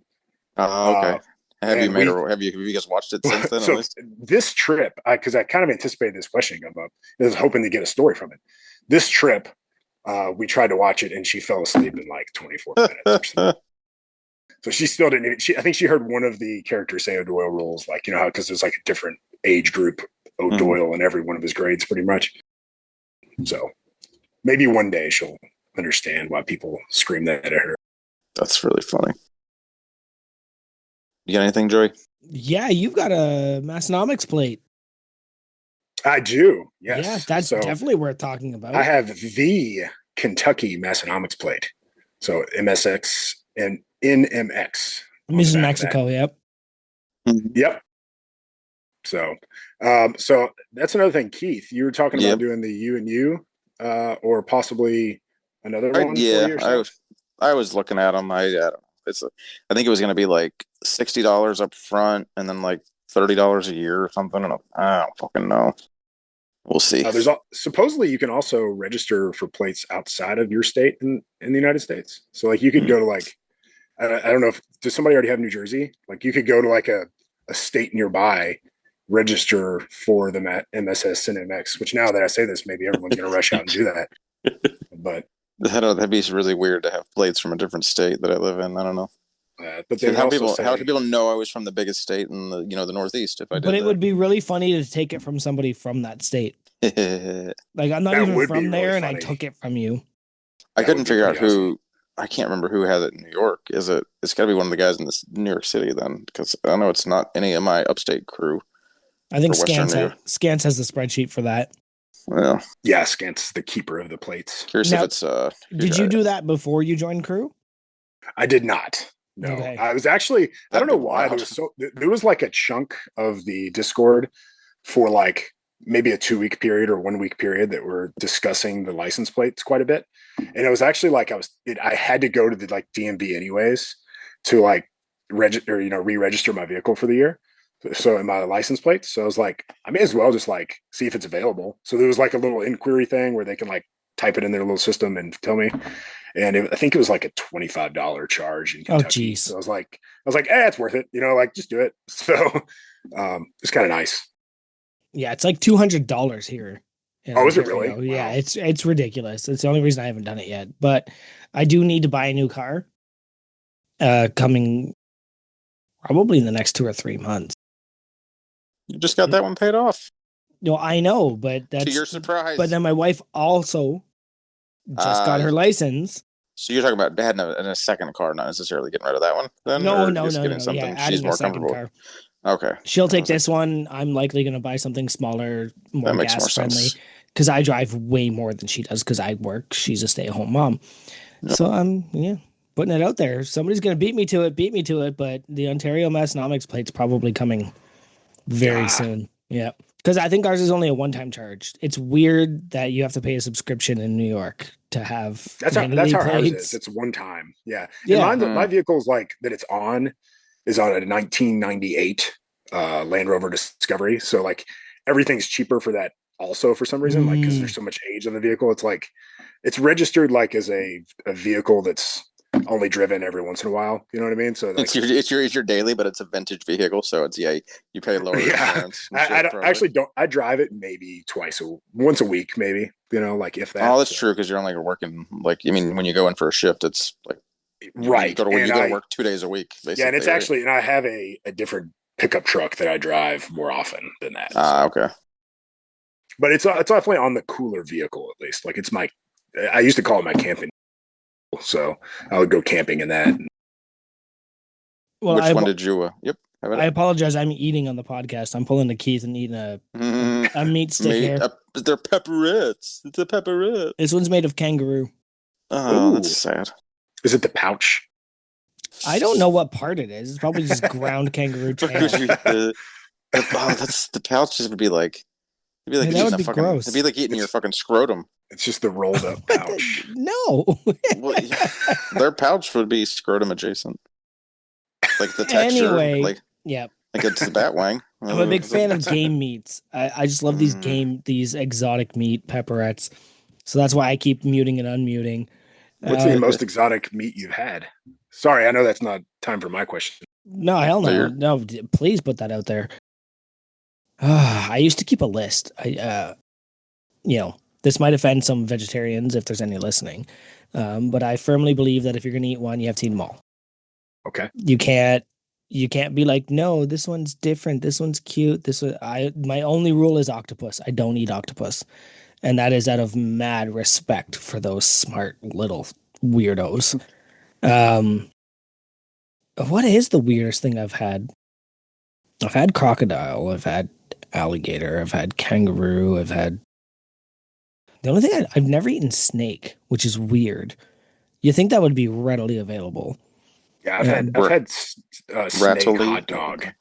Like we did the same thing like at work one year for Christmas. I think side hot dog.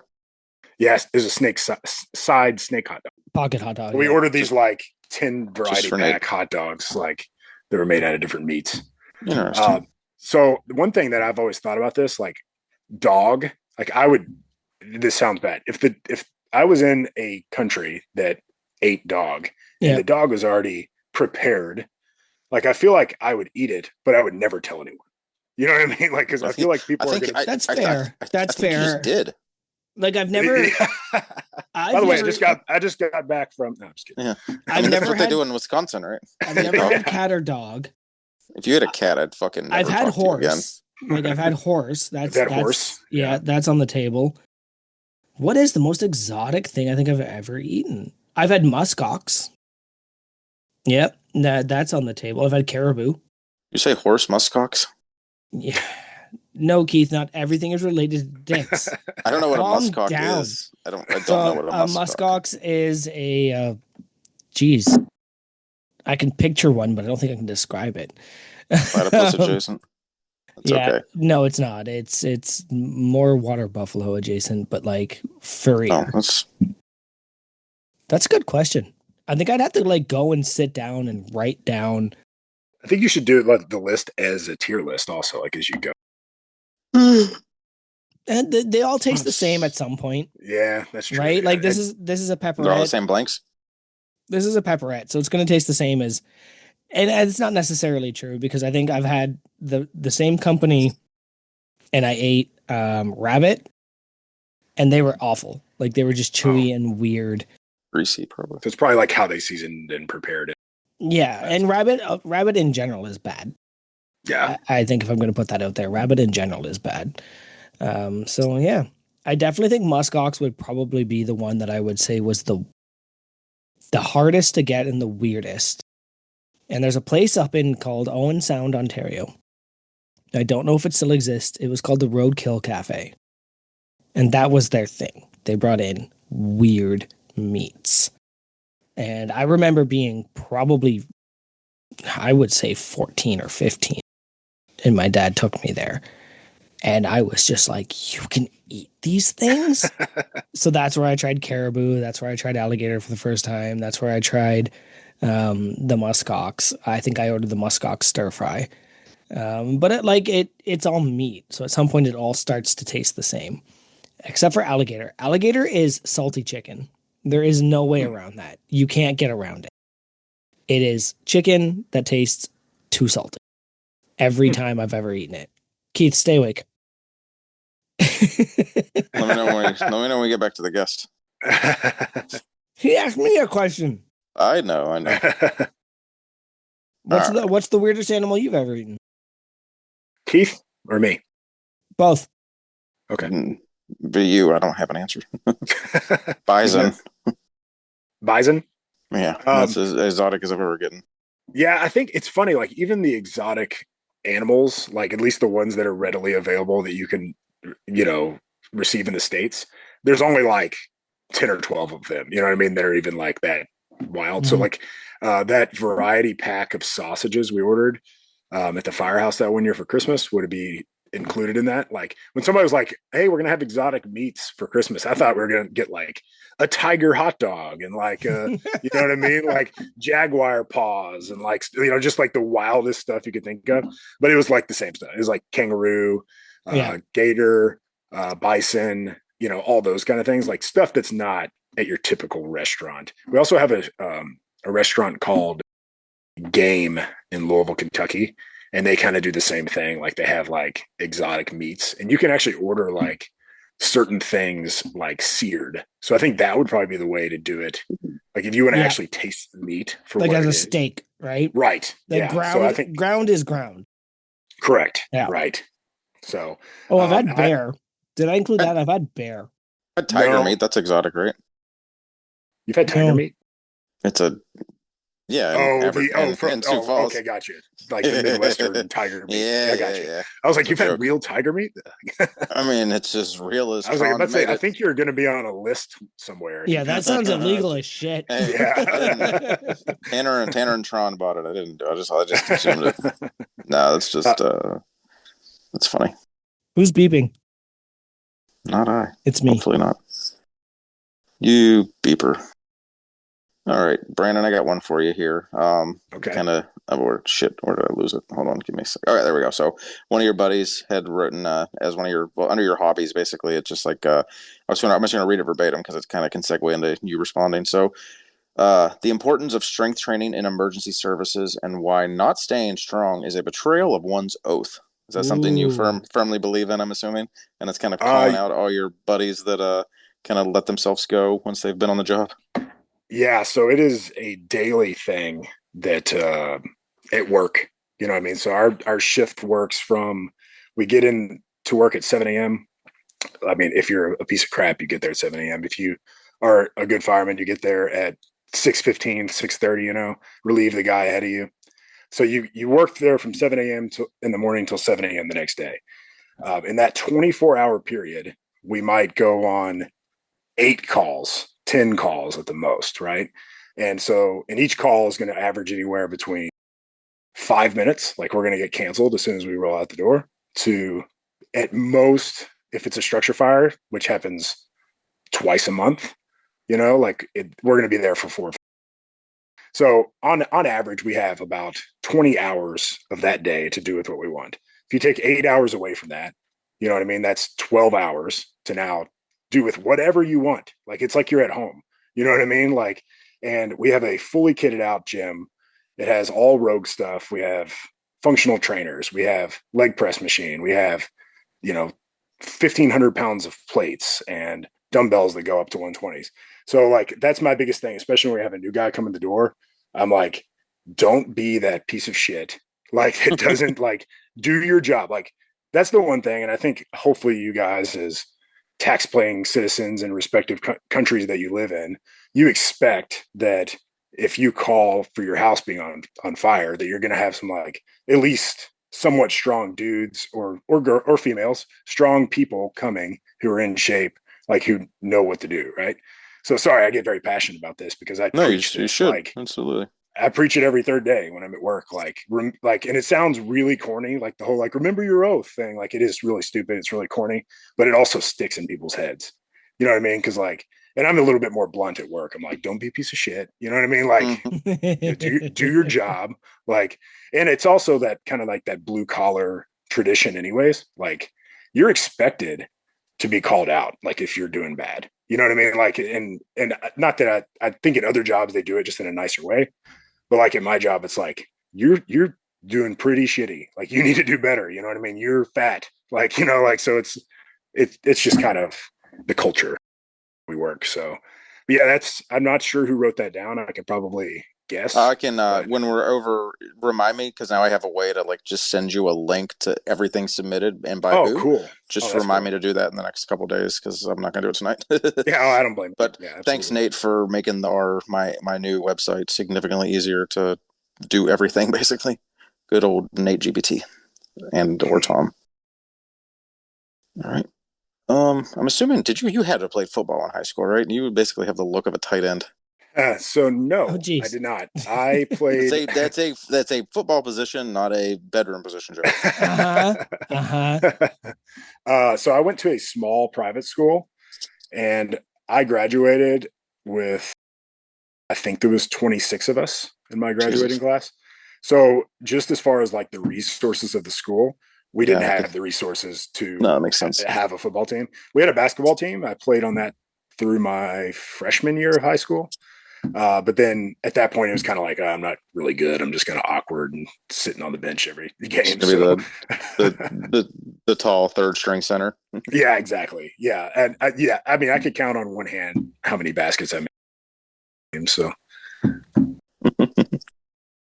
And then so lifting as a hobby kind of oh well I guess so you said let's say well, you're in your I know you're in your mid to late 30s and you said you've been in the you know in the you've been a firefighter for what 17 years so yeah.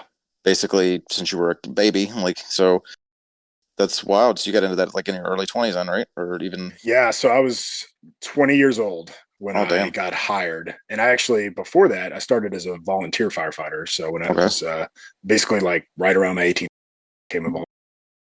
you were literally a career firefighter like so you Wow. that is like you've done nothing else basically with your Yeah, adult well, and life it's funny. that's Other impressive than that, so I've been working since I was 14 years old, okay so you had some and I was construction jobs or something yeah. So like I was doing like I worked at like an ice cream parlor, and I worked mm-hmm. at Staples for like putting office furniture together, and you know what I mean, like just really odds and ends jobs. Um, until I became a volunteer firefighter. I was in college, and like right when I started, and throughout my me being a volunteer, I was in college, and then like a job came available, and I was just like, yeah, that sounds better. Like I'm not gonna make $1 million a year, but it's also like there is something to like having something fulfilling. You know what I mean? So Mhm. I think that's I don't know. I think that was more appealing to me at the time, and it still is because I mean, at least um, at the end of the day, at least have a somewhat early retirement, you know, and I'll be able to do something different. I mean, I'll retire early enough doing something completely different. Do, Consulting to fire departments. Yeah, yeah, that does Oh, happen often. That I happens know. I often. know. Yeah, That's how they get you. That's what yeah, that's every right. single one of them that comes in says. Yeah, that's how they get you. They get you as a consultant. Yep, absolutely. I can see that. Geez, there's at first I was reading your notes and I didn't see a lot. Now I'm just seeing a ton. And of course that's my oh, bad. full thread. Um what it one thing that came up more than one, rain energy drinks. Oh, okay. Like rain? Uh, yeah, so it's funny because it has to be guys from work because would be my guess. I guess it could be my wife, but like rainbow sherbet energy Oh drink, hell yeah. like Yep. rain energy drinks. That is like I feel like that's like the pinnacle flavor for me, and I don't know why. Like I like white monsters, I like all those flavors, but those and they're super sweet. And like at first, when I want to say when I first tried it, I didn't really like it. So it's definitely like grown on me.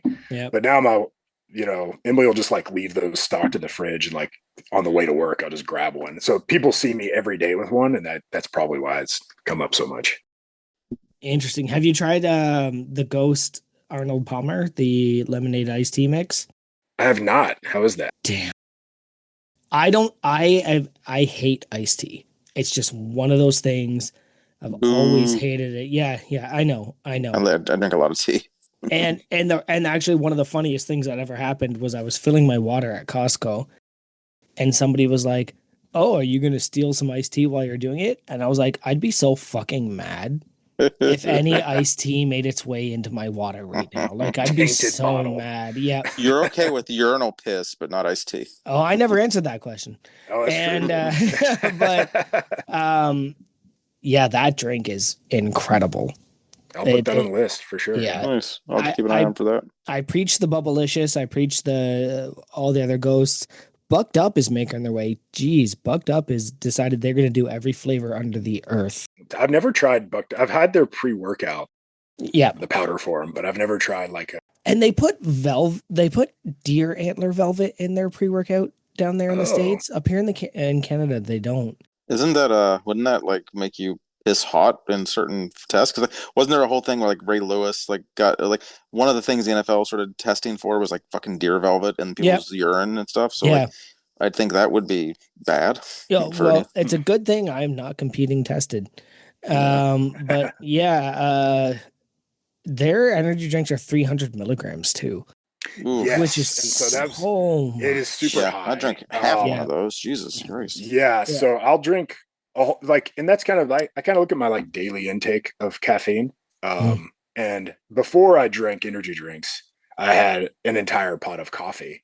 Oh So my it was kind God. of like, like, and I think Yeah, it at has that to do. point, switch to an energy drink, Yeah, right? I mean, Yeah. like at that point, like Yeah. it can't be that much worse. So why not? But yeah, I am more like cautious now. Like I'm like, Yeah. especially like if I've had one, like maybe not have any more. Or if like I'll even get to the point like if I start another one late in the day, like I'll put half of it in the fridge for in the morning. You know what I mean? So it's just kind of like I don't know. Just I don't want my heart to explode this early. Like it's got Yeah. to be in a What cool way. I started measuring too, and it's like a coffee in the morning, and then my window of energy drink is 1 to 3 p.m. Again, I'm 40. So like Right. that's my window of energy drink. And if I miss it, then I don't get one. It's gone. That's Gotcha. fine. Yeah. Yeah. Because then I'll be up till 2 in the morning, right? Doing Yes. other stuff. But with the 300 milligrams, you're just like, I gotta have it at 1 or 1:30. Anything else, I'm gonna be up all night. Ghost is 200. I think Rain is 180 to 200. I'm not sure of the American ones. But Ghost, I think, is 200. yeah, At least, Ghost is yeah, 200 you're for right. you Yeah, guys. In Canada, yeah. it's 180.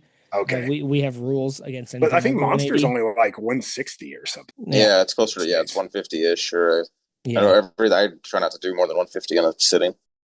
yeah. It's The definitely a pre-workout bad that I idea. just started taking was like is the Eric Bugenhagen, like the psychopharma stuff. Yeah. I just started taking that, and I didn't realize until I started taking it, it's 350 per Yep. scoop. Ugh. And Nope. so now I cut it to like a quarter scoop because like if Yep. I've already had an energy drink, and Oh then I my go to work God. out, And you're then still doing pre? oh yeah, like you got to get a little bit in you so before you work out.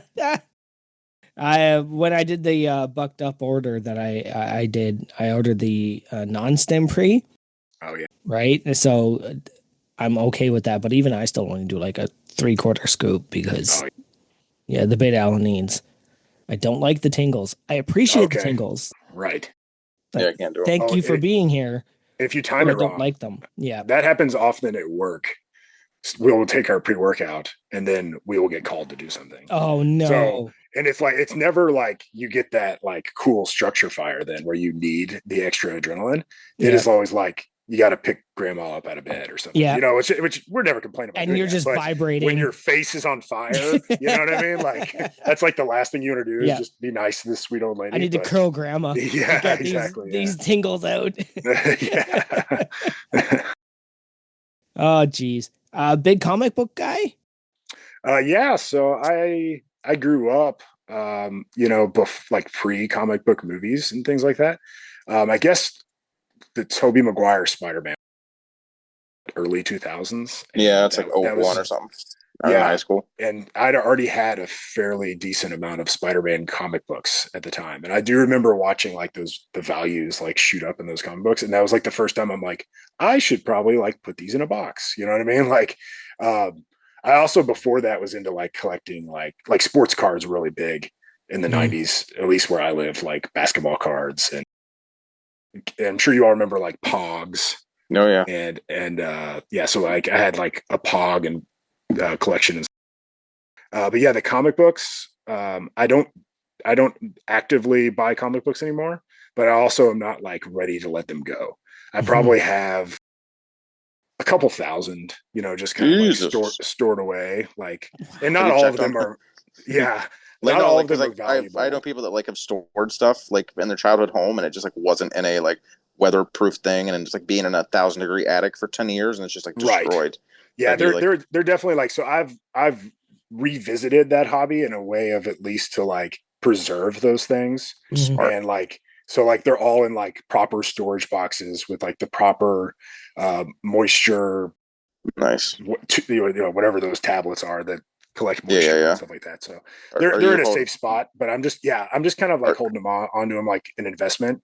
And are you just holding 'cause, out hope that your kids will want to fuck with them someday, maybe, and inherit them?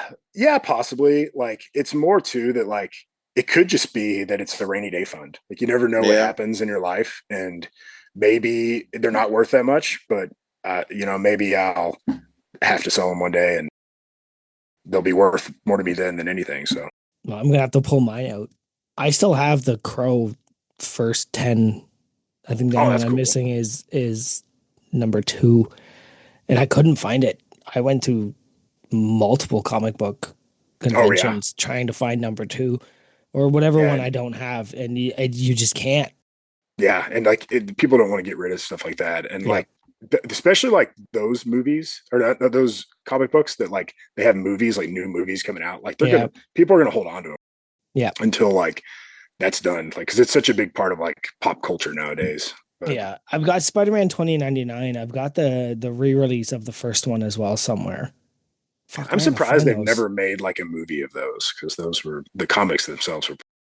They were well, he was in the Oh, the animated one, right? yeah, yeah, yeah. All right, Keith, we got to get into a game soon. It's been 2 Yeah, hours. I know, I know.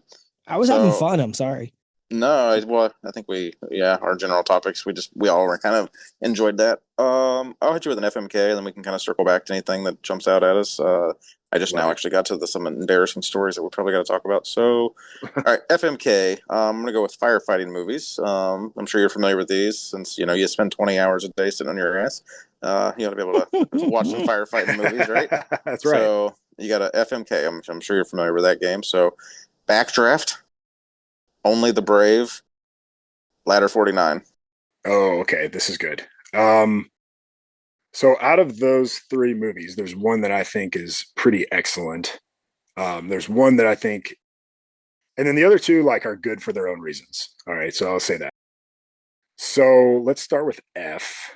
I'm going to I'm going to F Ladder 49 because I think it's a really well put together movie with good actors. It portrays the fire service well in a good light, but I also think it's not super practical like how the operation would have been. But again, I know like it's kind of like a nurse watching like a hospital drama. You know what I Mhm. mean? Like it's not going to be accurate, like, and none of it is. But which one is like the most entertaining? I think that one's pretty entertaining. So Ladder 4. Mary, I'm going to go with Only the Brave. With the caveat of I've only watched that movie one time and I never plan to watch it again because it's Chris, just like it's the saddest fuck. So it. like, I Yeah, I don't want to spoil. I guess anyway. I watched it not knowing the real story and just thinking it was yeah, going to be a good action movie. I bawled like a fucking baby at the end of that because I didn't know it yes, was coming. I did not know that was coming, and that was the yeah, most and then it shows all devastating. That the was gut yeah. wrenching. I was So so sorry to sad. ruin it. Spoilers for everybody, Yeah. but but that one is like I'll marry that, but I'll never watch it again because it's That's fair. like just being in the fire service at the time when that happened, like it was a big deal. And Oh, I then that imagine. came out, No. so and then I'm gonna kill Backdraft, not because I don't think it's like excellent and corny in its own way. Like it's a Ron Howard film, like a well put together like early 90s movie. It's pretty cool. Like there's a cool soundtrack.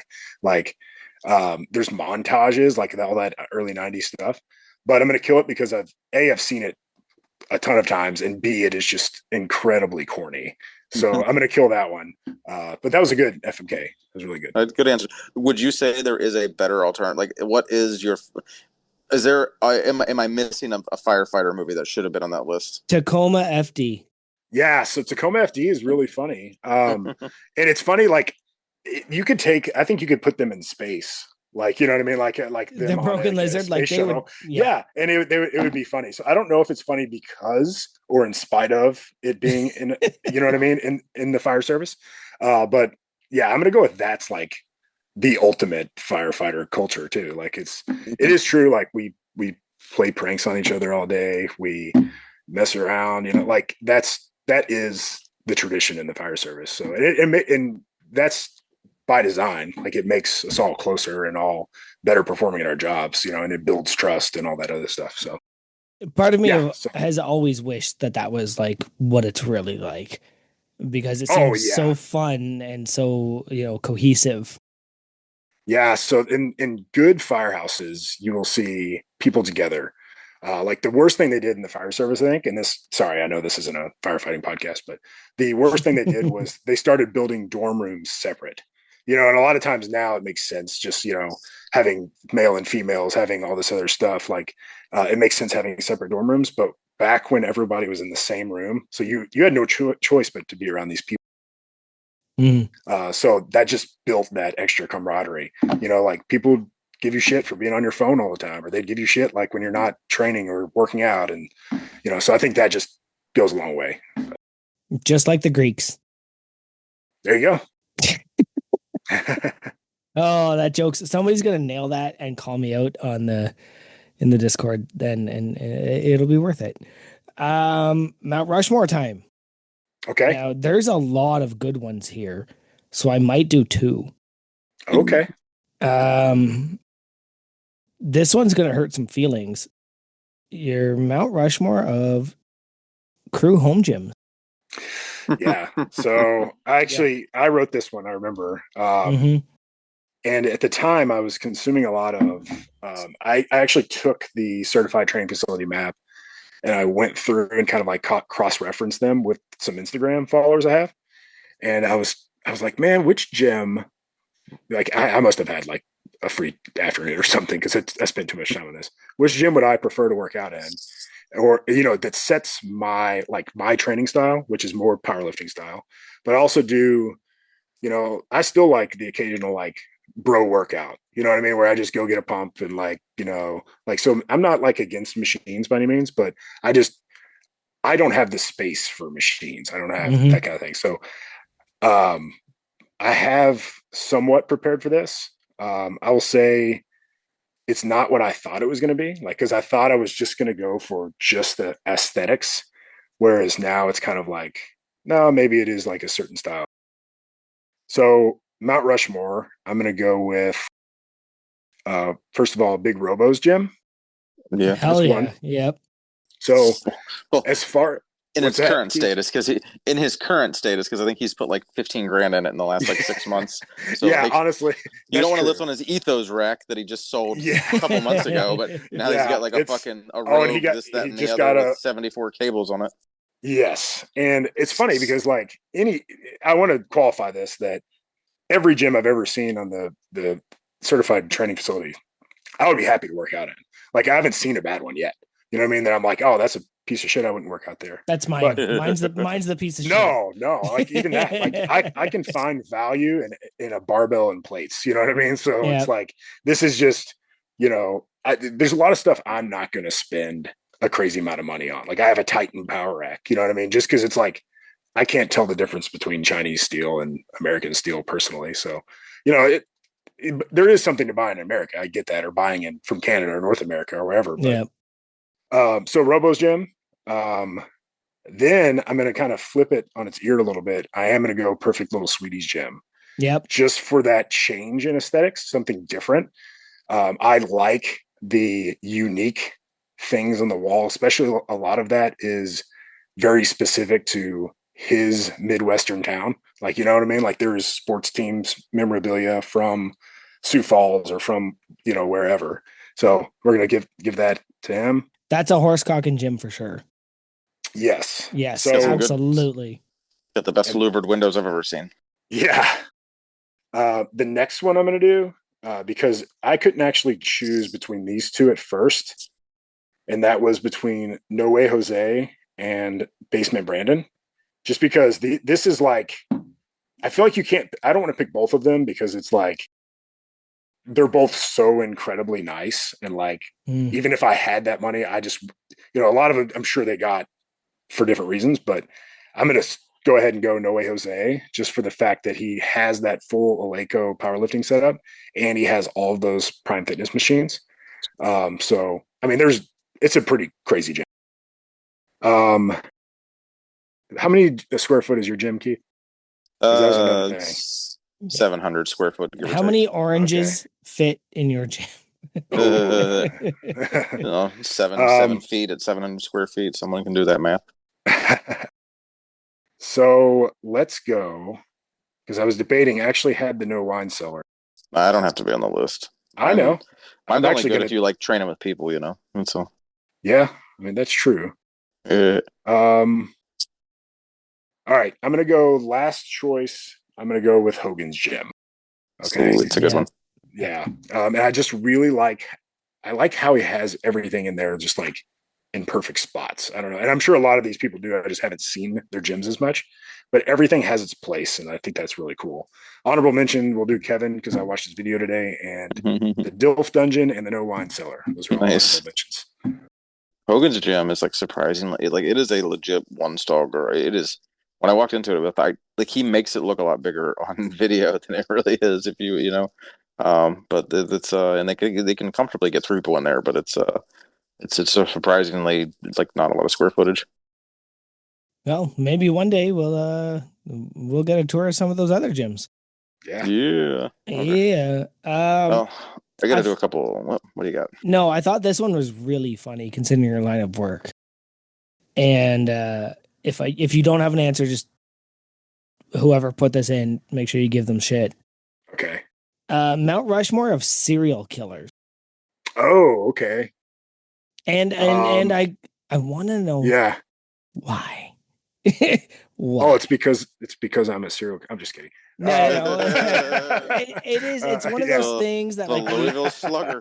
we Yeah. have a fascination with as like a Yes. culture, but at the Yeah. same time, like we shouldn't because these are Yes. bad people. And I just thought it would Yes. be really funny to have a firefighter who's probably going to Right. respond to one of these at some point in his time. Please tell me. Yeah. Okay. So let's see. Who's my favorite murderer? There's the episode title. I'm going to text that to Nate right now. um, Probably gonna so work good on the algorithm. I kind of got into kind of like Big Tommy listens to some of those true crime podcasts in the past. I kind of did that for quite a bit. And I feel like a lot, maybe that like this was the same time they were making all of those like series and documentaries and stuff about serial killers. So it's like uh, there had to be a connection there. But I'm going to go with Ted Bundy. I can't remember the guy. Ed Kemper is his name because his story is like Temper is Edward Temper. What is it? Edward Temper. Yep. Okay, so his No, story is there's like definitely a Kemper in there. I thought it was Kemper too, but it's one of I'll those. double check because Amigo the Devil has a song about him. Oh, okay. Gotcha. So he might have changed it to Temper to talk about the. It's Yeah. Kemper in the show I watched. It was like one of the Netflix shows, I think. Yes, I've actually just got renewed. It just got renewed too. I think. Oh, did it really? That was gone for like show. It was gone for like 5 years, and then I think they're just now getting signed off. What was the name of that? Yeah, that's the tricky question. Yeah, I know because it's been gone so long. Because it was like a flash in the pan and an older FBI agent, and like they had like real life, like they, I think the whole premise was like he was in creating like just like the whole subgenre of like getting in the heads of fucking people and stuff. It is Kemper. Yep. Kemper. Right, that's interesting. And I'm sure you've heard about that. I don't want to go into any details, nope, but that one's pretty wild. Let's and then then I'm going to add the BTK killer, which I can't remember his real name. I'll find out. Give me a second. Temper, right? It was a Temper, yeah. Yeah. Dennis Rader. Dennis Rader. Yes. Right. That one is very eerie. Again, I won't go into any details, but it's very eerie because there's no more guy like dad next door type of person that there could be. The guy was like a Boy Scout leader. He was highly involved in his church. You know what I mean? Like it's just a odd like scenario. And there was also a large gap in his killing. Like he killed a bunch of people in the 80s and then he stopped for like 15 years or something. So that's also scary, that he could just start and stop. And then let's see for my last one. I'm going to go, and I'm going to kind of go a little crazy on this one. I'm going to go Jack the Ripper for the last one, just because. Oh, yeah. screw Jack the Ripper. Screw it. I don't want to do that one. Oh, Zodiac so Killer. weird point about Jack the Ripper. Yeah. There was a guy in my hometown Okay. who was being, I don't know if he was being hanged or being convicted, who admitted to being Jack the Oh wow. Yeah, and we don't know the veracity of that. Yeah. But like there are strong ties to that guy and his time in London.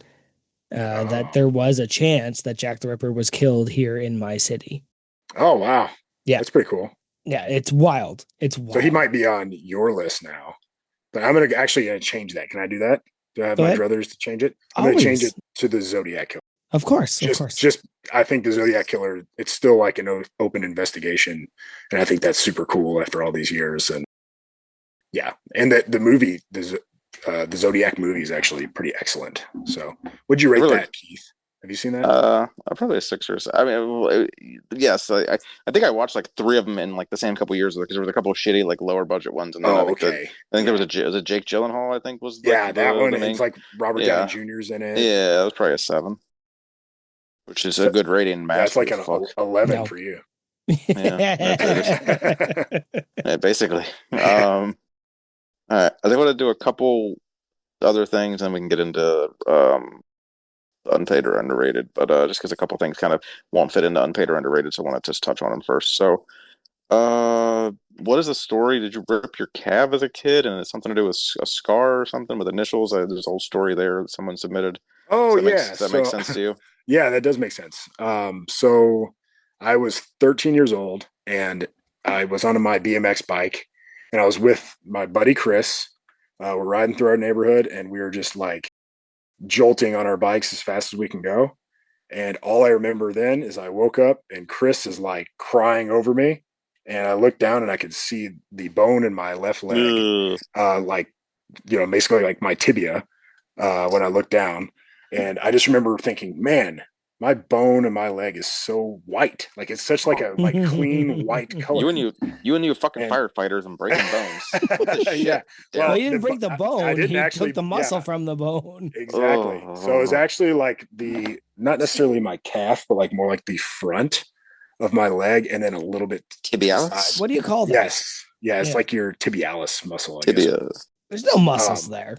Yeah, there is. Oh, They even have that little trainer machine that you can buy. Dude, yeah. if you've never done a tib raise, it's like the most like, wow, that is a muscle I don't ever stretch. Is that the one? Yeah, that's the one where you sit down and you put the kettlebell on your basically on your foot. Yes. Yeah. I did those for the first time a couple weeks ago. I fucking love those. Yeah.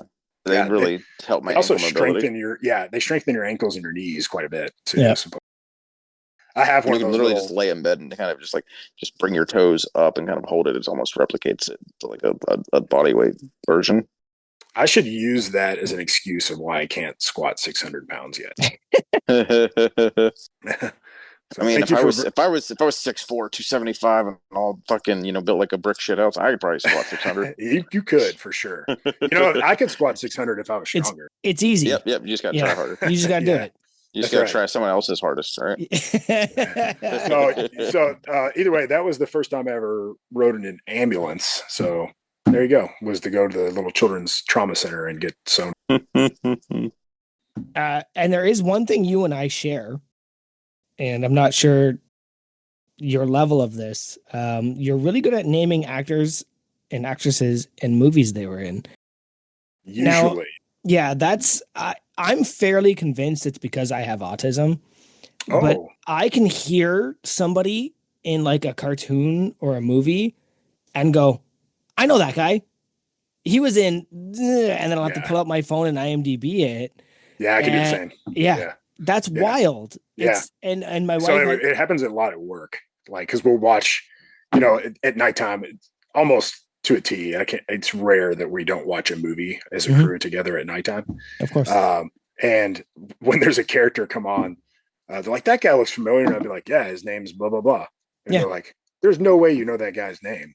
And they'll look up and be like, well, he really does know his name. So I don't know maybe it is something with me that I just retain that information. And it's a weird thing because it's such a useless skill. It has 100%. nothing to do with real life. But I'll turn to Morgan, my wife, and I'll be like, No, I know that voice. Like I'll be watching a weird anime from somewhere, and I'm like, no, I know that, and I'll have to Google it sometimes. But I'm like, oh, that's who that is. Yeah. Yeah. It's All a right. it's a useless talent, but it's also one I'm fine having. You know, like I think they call them party. It's a party trick. I think they call it. yeah, Yeah. absolutely. It's not a cool party trick either. It's like you're still a nerd at the end of the day. Yeah, You know, exactly. You're like, I know that they were in like this. that's this. crazy Like, that he knows that. That fucking geek knows that. You know? Yeah. By the way, I'm really proud I knew that. I bet you are, you fucking nerd. All right, Keith, you want to jump in unpaid and underrated? Yeah, Brandon, are you familiar with Unpaid or Underrated, a game we play over I here? hate that I can't see you right now. I hate it. I do not want to hold my I phone up. hate it. I'm so familiar with it. I tried to play it during your last game. Well, for anyone not listening, for any newer listener, will you explain to them the game that we are playing and how we play it? Yes. So you're going to give me a series of topics, and I'm going to rate those topics either unpaid or underrated. Unpaid meaning not that cool because you're not getting paid for it, and Mhm. underrating means it could be, or it's. I definitely view it as higher. Like I enjoy that. Could be held in higher regard. There we go. That's a better way of saying it. All right, that's fair. So I've always wanted to say that. higher regard. That's good. Do you hold yourself in higher regard that now that you have? No. Okay. Unpaid or underrated? Being a heavy sleeper. Ooh, I'm gonna go with. I'm assuming hopefully somebody didn't put that I am a heavy sleeper. Oh no! Everything submitted about it was not positive towards you. It was all negative that you are a heavy sleeper. I actually and added then this at some point. and then there's funny stories that need to segue from. You this cannot be woken up by your wife. Mm-hmm. Really interesting. That's that you've slept through. I don't remember any of that. You've slept through many a storm and maybe a couple calls in the house. Okay, so this isn't true. I don't know what they're talking about. I don't remember any of this. Yeah. So yeah, no, I'm going to be honest. That's not true. So I actually have really bad accessibility shortcuts. I have trouble going to sleep. My laptop's talking to me. Oh, okay. So I actually have sleeping trouble. Like I don't fall asleep at night, and I've also never missed a run or a call at work. So I know it's people messing with you, unfortunately. They're ruining the podcast, Keith. So I'm going to say, but this doesn't ruin it because I have such sleeping issues that I'm going to say being a heavy sleeper is underrated because I'm not a heavy sleeper. And I really wish that I was. So that's the one, that's easily the worst thing about my job is I can see that. My sleep quality is just awful. So yeah, and it's not like you can just like pop melatonin because then you'll be fucking like dead on the call. Right. So exactly. I'm sure you're gonna have rules against like that. I'd imagine to some extent. Like, don't take a sleeping pill, dumbass. Like you're on call for 24 hours. Exactly. So yeah, we don't. You just stay up if you can't sleep. But and then it trickles into at home too. Like I don't sleep well. I mean, do you do all the easy stuff though? Do you have an eye mask? Do you have a sound machine? Do you have like you do the basic shit that like the basic level stuff. to sleep better? Yeah, I don't do the eye mask thing just because I can't possibly have anything on me while I'm sleeping. Don't. No. Yeah. I almost can't, but I had one from years ago where I had to share a room with someone who would watch the TV all night, and so I'd put an eye mask on just to like make it completely black. It didn't help a lot, but a sound machine. If anyone doesn't sleep with a sound machine and like ever complains about like hearing little noises or like I don't know, sound machines are the best invention ever for sleeping, in my opinion. Yeah. All right. So unpaid or underrated EMS? Oh, EMS is unpaid. So it's not from a like I'm glad that service exists 100%. But how it exists, at least in my community, and I don't think hopefully anybody from work is going to listen to this at an upper level. I just don't think Big Anthony's listening. I'm pretty sure that's his current. And doctor. What is EMS? Yeah. It's the emergency medical service. So okay, thank you. Yeah. So the ambulance that. So as far as the service and the workers, the best ever. I've yet to see an EMS service in my area that's been ran to where they don't just sacrifice the employees like fingers to the bone. So that's why I'm going to say unpaid on EMS. But as a service, I would not say that. Like as far as what their job is to do, like when you're sick, you call them and they take you to the hospital. I think that's a great service. I just think it's just not, it's definitely ran with dollar signs in mind and not patient's well-being. So Flavor's right. Mhm. Oh, that's another reference I'm going to get called out on. Okay. Go ahead, Key. Right.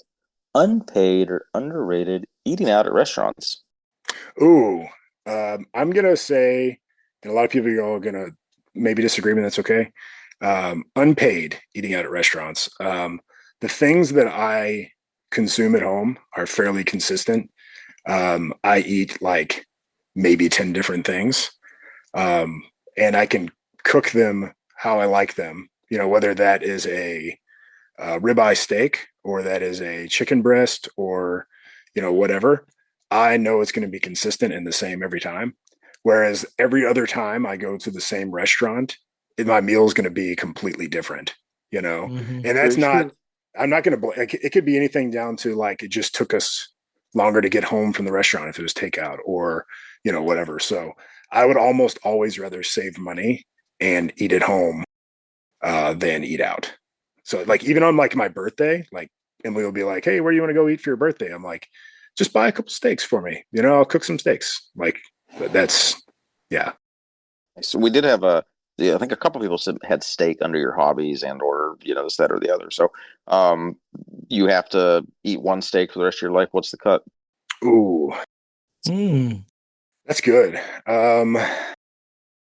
I guess that's a hard question. Like, because then Yeah. then you go with one that has to be somewhat healthy. So scratch that. Okay, your birthday steak. What are you eating?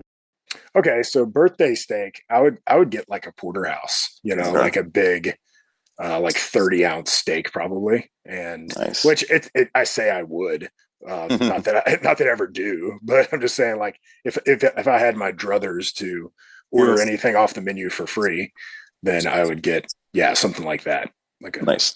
Medium rare? medium rare always. Perfect. Perfect. Yep. Actually, no, I go medium. I lied, but sometimes medium rare is a little too rare. At restaurants, I do medium because I know they're going to fuck it up and do medium rare anyway. Yeah, for the most part. At restaurants, I always order one up. Every time because they're going to fuck it up. Cool beans. My turn? Yeah, buddy. Unpaid or underrated cucumbers? Oh, cucumbers are unpaid. So cucumbers are one of those things. If you take a cucumber and you put it in a jar and you fill it up with vinegar and let it sit for a long time, I love cucumbers because I love pickles. Mm-hmm. For some reason, I don't know what it is, if it's texture or something like that. I despised cucumbers because I really enjoy tzatziki sauce. And that's like what 85% cucumber. Mm-hmm. So I don't know where the disconnect is there. It must be a texture thing or Mouthfeel. Yeah, mouthfeel for sure. Yep. So I'm gonna go unpaid for sure on cucumbers. The same way with mushroom. Yeah. Give me mushroom flavored anything, put a mushroom in my mouth, I'm gonna fucking lose it. Yeah. Yeah. I totally get it. I get it. Like even for our wedding. So when Emily and I got married, we had a fairly large wedding just because of all my firefighter friends. There was 200 something people there, and we were like figuring out what we were going to eat for dinner that night, or at the wedding, and we had these salad options. I'm like, not to get too many details, one of them had cucumbers, and I was like, oh yeah, I think everybody would like this one the most because it's like the most generic salad here, nothing too crazy. And Emily was even like, no, pick the one you want. It's your wedding. Like, so of course I got the one without cucumbers, but that's how much I hated it that I did not sacrifice my decision for anyone else. So a weird thing my dad discovered, and he's done this for years because he grows. We have a big garden. The whole house is a garden at some point. If it's not pickled, do you ever take cucumbers, put them in vinegar and water with little pepper and let them soak for like 24 hours and that's okay? Or do they have to be pickles? Yeah, they have to be pickles. Okay. That is also, though, I'm saying that with someone who's never tried that. So maybe I should try that. It doesn't change the consistency. So I don't know if that would fix it, but I wonder if that would like your brain would be like, no, that's okay because it's different. Right. Interesting. I've also, it's gotten somewhat better. as I've aged. As far as like, I would gag in my 10 years ago, but now I feel like I'd just be like, oh, that's a cucumber. I'd kind of politely spit it out and move on. And how do you feel about zucchini? I like zucchini. So wild. I hate zucchini because of the mouthfeel. Yeah, I like zucchini. But I will say I usually consume zucchini roasted, not fresh. So maybe that's has a lot to do with it. Yeah. Unpaid or underrated? Trap bar deadlifts. I'm gonna go unpaid. Now, see, this is where I wish line riding would be okay. Because it's kind of like one of those things like for most people, right? So like for me, I am comfortable deadlifting. I don't get with a straight bar. I don't get back pain from a straight bar. I feel like I progress well with the straight bar. I get stronger gradually and how I should be. If I didn't have those things, like, or if I was more untrained, I guess, than I am, not saying that I'm like super trained. I'm just saying I've at least trained the deadlift enough. Then I would probably utilize the trap bar quite a bit. For me, though, I feel like it is unpaid, just because I have no room for it in my programming. So now, again, there's a guy on my shift that I give quite a bit of shit to because we do. Yep, that's why it's here. Yeah. So, and the reason is because and there's probably no context with this, but we do a challenge. It's literally like SBD PR board at the firehouse, which is kind of cool because it's, 6 dudes on every shift times 3 shifts. So there's lots of names up there. And on his deadlift, he always puts his trap bar.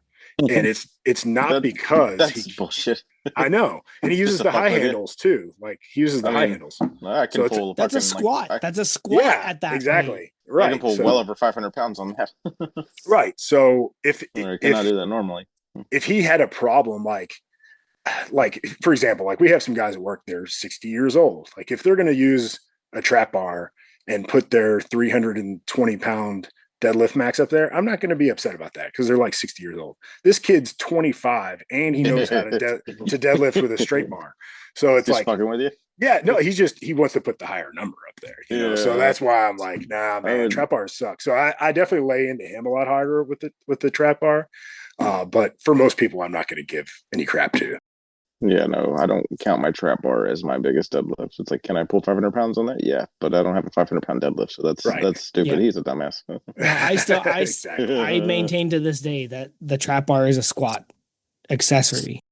Absolutely, it's not an actual deadlift. It's a squat accessory to help you build your squat. But what the fuck do I know? Last one, unpaid or underrated? Metal Gear Solid. Oh, that's a good one.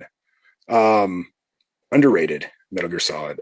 Big Gary would also agree with me on this. I think many of conversations, or at least a couple, Metal Gear Solid. It's funny.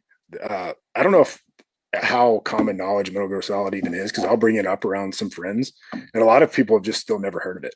So maybe it's a product of my time growing up with the PlayStation 1, and you played it. That was Snake, right? Where like you climbed through like the fucking air duct tunnels and had to like stealth kill people. Yeah, that's when you were solid or liquid Snake. Yeah, so the first one came out like on the NES like years ago. And then they made Metal Gear Solid, which came out on PlayStation 1, and that had Solid Snake. That was probably the one that like really put that name on the map, though, the Metal Gear Solid name. And then they've had several games since then. They're also remaking. There was a third one called Snake Eater that it's getting a remake right now. So it's coming out on the PlayStation in December, I believe. So that'll be pretty cool to watch out for. Yeah, that was one of the first games ever that like really messed with you. Yes. Right? So there was go ahead. You would face Psycho Mantis. I remember Psycho Mantis. Mm-hmm. And if your controller was plugged into controller 1, he could read what you were doing. And then you would get the hint, plug it into controller 2. And that's wild that game would have that amount of programming. Yeah. Cool. I remember watching my brother play it, and he was like, I'm so frustrated And then he was like, wait a minute. And he did the thing into the controller too. And that's how he finally beat Psycho Mantis, because he was reading your mind through the controller one port. Yeah, that's insane. It's wild. Yeah. Like it even like there's another part too in that first game where you can get a lot of hints and tricks if you know it, like the codec who you call, like your basically your radio system's called the codec. Yeah. And there's a specific frequency that you don't know, and eventually someone gives you a hint, like look on the back of your game case for the code, and like you literally have to look on the back, and there's like one of those like stock image photos of like the codec, and it has a random code. You go in and manually type that in, and then it takes you to this other person who can give you a bunch of hints in the game. Yeah, so it's just insane. cool. Like, yeah, that they had that like breaking the fourth wall moment back in the 1997. Mm-hmm. Well, I think you passed Unpaid and Underrated. Sweet. We did. We'll have to air this one, I guess. Sweet. Yep. I do have to pee. Yes. So I'm going to do that. But then it's your turn to ask us questions. Awesome. I will. Let's see. Brandon, how did what are you thinking for Crew Falls? Is that something you're seriously considering, or just something you kind of dabble in? Yeah, so the idea of me and Robo and myself, or James, have actually talked about it too. Like, I texted him the other day. I was like, "Hey, so we doing this Crew Falls thing?" And he's like, "I'm in if you're in." So it's kind of cool to have. Yeah, so I'm hoping that we can swing it. So it's usually the same week-ish as my daughter's birthday. So like last year, it was like that definitely was going to happen because it was like the day basically of her birthday. So this year, though, it might work out because my daughter's birthday falls midweek, so it won't be nice. Hopefully overlapping. So I think it could probably happen. So because I definitely have the time off at work, like I can take. So there's no reason why, obviously unforeseen. No reason why. Oh, that reminds me. There was a question earlier that we always ask that I think we glazed over. So I do appreciate you had, but including yourself, there was 8 people that submitted notes for this, which was damn near a PR. Definitely not a PR in the top 10. So I appreciate that. That was dope. So when reaching out to your friends and family, etc., how did you explain what you needed and who we were?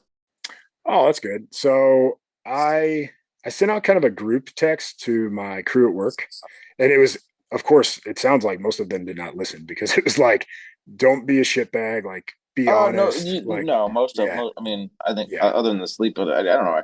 I feel like maybe you are a heavy sleeper and you don't know it. No, I'm not. So there is a story behind that heavy sleeping thing where somebody thought that I'd missed a run when in all actuality we didn't have a run. Like it's a weird thing that happens, at least where I work. So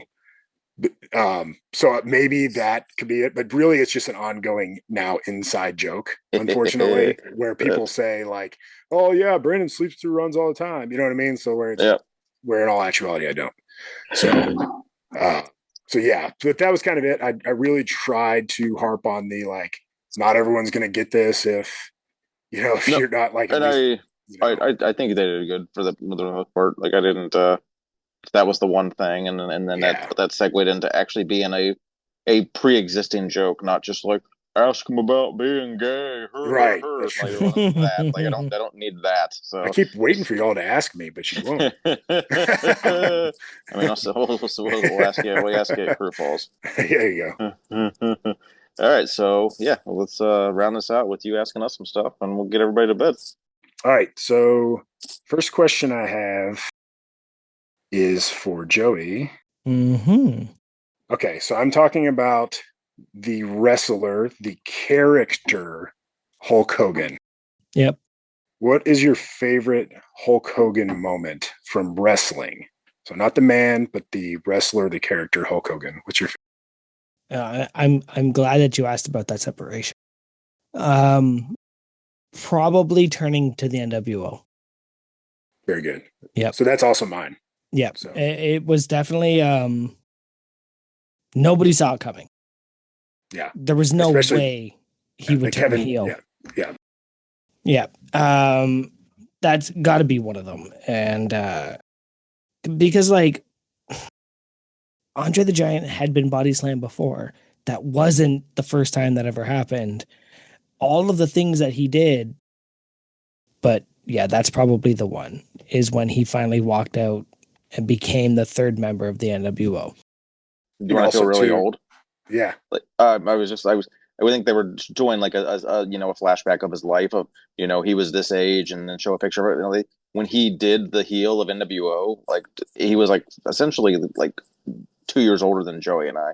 Mhm. Like, Oh, but wow. I remember, I guess in my mind he was like much older, or maybe think that I'm much younger, but just to like think that he had already done that whole era of his career. He's essentially our age, and he's like starting this like extra additional arc of his career. So I just found that to be like, damn, I thought he was older than that, or I guess I think that the older generation I just get, looked old too. Yeah. Like that. I mean, like he looked 60 like back then. Yeah, so but he'd also been like abusing his body that's true. for Yeah, years. that's true. Yeah, Right, that's through true. working out and whatever steroids he did and all that kind of stuff. Like, Yeah. that's gonna. And the hairline thing, I've got the same hairline thing. So like, When are you gonna grow your skullet out though? who's he? Big eventually, it's gonna happen. All right. Let's see. This one could be either one of you, but let's go with Keith. Yeah. What is your most underrated gym piece, like in the No Wine Cellar, that you use? But it's not necessarily like, it wouldn't be everyone else's go-to, but it's like something you love. It could be because it's just maybe you hit a PR on that bar, or maybe you know what I'm saying? But like, what's a specific piece of equipment that you have that you appreciate? Currently, it's the 15-pound aluminum bar that Stephanie pretty much uses every time she works out, because she's not really able to do much with a 45-pound bar unless it's like already up to her working sets of stuff. So her just having a bar that she's able to work up to, like just like cold grab, and not have to like be nervous that like, oh, I can't do a 45-pound bar to warm up with. So having a rackable 6 foot 15-pound with like a 300-pound weight limit bar is probably the best feature to my gym for someone who's getting into training or someone getting back into training. Something that's like, I don't know, there's so much stuff as far as like, that's a good answer. I think. Yeah, like I think that is my That's favorite. a good answer. Yep. That is one of my favorite. And then like in addition to that, I have like the 3.5 pound wooden 17-inch like bumper plates basically that I made from like a home, like they're just called 17-inch like round pines, which is like a coffee table end if you were to like make homemade coffee table kind of things. Oh, okay. Yeah. Or sorry, in like a side table, so it's just like a 17-inch piece of wood it's like a perfect sphere, and if you just do a 2-inch hole saw right in the middle of it, you got a 3-pound wooden bumper plate. Oh, cool. So yeah, that's I got a couple more for you guys if you're good with it. Yeah, no, I'm good. I know you've fallen asleep a few times, Keith. I'm here. No, I'm just. His camera's off. He's half asleep. Yeah, no, I'm good. I'm nice. What's nice is I don't have to like curb my voice, because it's like, yes, it's fucking 11:30 or whatever the fuck time it is. It's like 11, but I don't have to like I don't have a sleeping wife 7 feet away with only a piece of drywall between us. Oh yeah, that's true. I just have assholes in the hotel that I don't care if they hear me talking. Joey, what is a metal band? So myself, I'm not somebody who listens to like niche metal by any means. What is a metal band with a smoothest barrier of entry? But if it's like a hard metal band. So like for me, somebody who doesn't know anything about the metal culture, what's a band that you would recommend for me to listen to? Like just to get my wheels turning. Oh geez. Probably Electric Callboy. Electric Call. Yep. Because they mix EDM with electronic dance music with metal, and they do it fairly well. Okay. And that will introduce you to like, I'm used to these pop beats, I'm used to this, and then they'll hit you with like the loudest, hardest metal for a few minutes. And then go back to EDM. And that will probably introduce you to that version of the screaming. Okay. I would probably also put Cradle of Filth out there, but Cradle of Filth, like it would be maybe the last 10 years. Don't go back into their back stuff, because their back stuff is like, let's be as offensive as possible. Yeah. Aren't abortions fucking hilarious? Right. And they got out of that, which is good for them. But I would say, yeah, Electric Callboy would probably introduce you to that screaming version of metal that would slowly allow you to work into the harder metal. Lorna Shore with Will Ramos is probably a good choice as well, but only if you're reading the lyrics. It's very, very poetic, very emotional, except also he's probably the best metal vocalist in deathcore right now. And he will hit you with weird demon sounds while talking about killing himself because his wife died. Yeah. Right? Like it's not that Cannibal Corpse,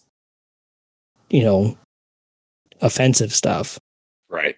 Yeah. So if you're looking for the lyrical version of it, yes, definitely go with Lorna Shore. But if you're looking for that intro into how do I work my way in, go with Electric Callboy.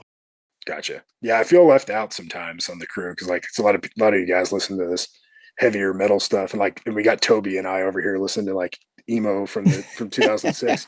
So I mean, there's always something to that, but oh yeah, Electric Callboy.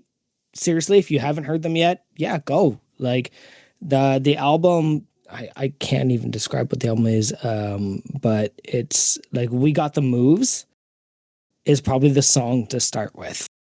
Okay.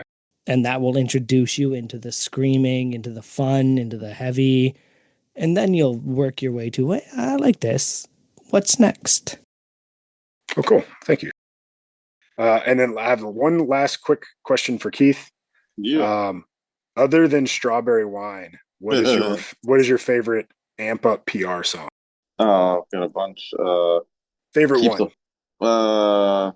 Fuck. Man, there's like three, but Yeah. God, no. Well, fuck. Hold on. It used to be. Man, you suck. I have like No line writing. I know. No, Well, like, These are my questions. You- Damn it. what's the specific thing I'm about to go do? I need to like. Okay, you're about to do a heavy. Sandbag break. There you go. Heavy. Heavy. Let's do just a heavy overhead press. I feel like that you need some psych. I don't know, man. Like I've been that Cody Jinks David song. I don't know why. That's just like the most sad country song, but it's just like that's been my more recent one. I mean, in the past it'd be Sail or Keep the Wolves Away, but like as of the last year, I've just been the Cody Jinks. It's just David. It's all I get freaking playing. You need to be hitting the feels before a PR. I don't know. Like it does. It's like it almost makes you want to cry every time. You could just go to the Massonomics Discord. Just go to the Massonomics Discord, then somebody will make fun of you, and then you can just. Well, that's just pisses. Is it because you miss being called David? Like no, I don't know. It's just I like a good story, and it's like one of those songs where it's like I don't know. There's more. What was the name of that song again, Keith? Just David, Cody Jinks, and then David. It's such a sad song, and it just tells a story, and it's just I don't know. I don't know. I can just fucking. I don't know, but I'm sure if I wasn't a David and didn't have the whole one of the David things going, like maybe it wouldn't. I don't know, but take that out of it completely, and it's just a great fucking song. So no El Paso. Does El Paso ever do it for you?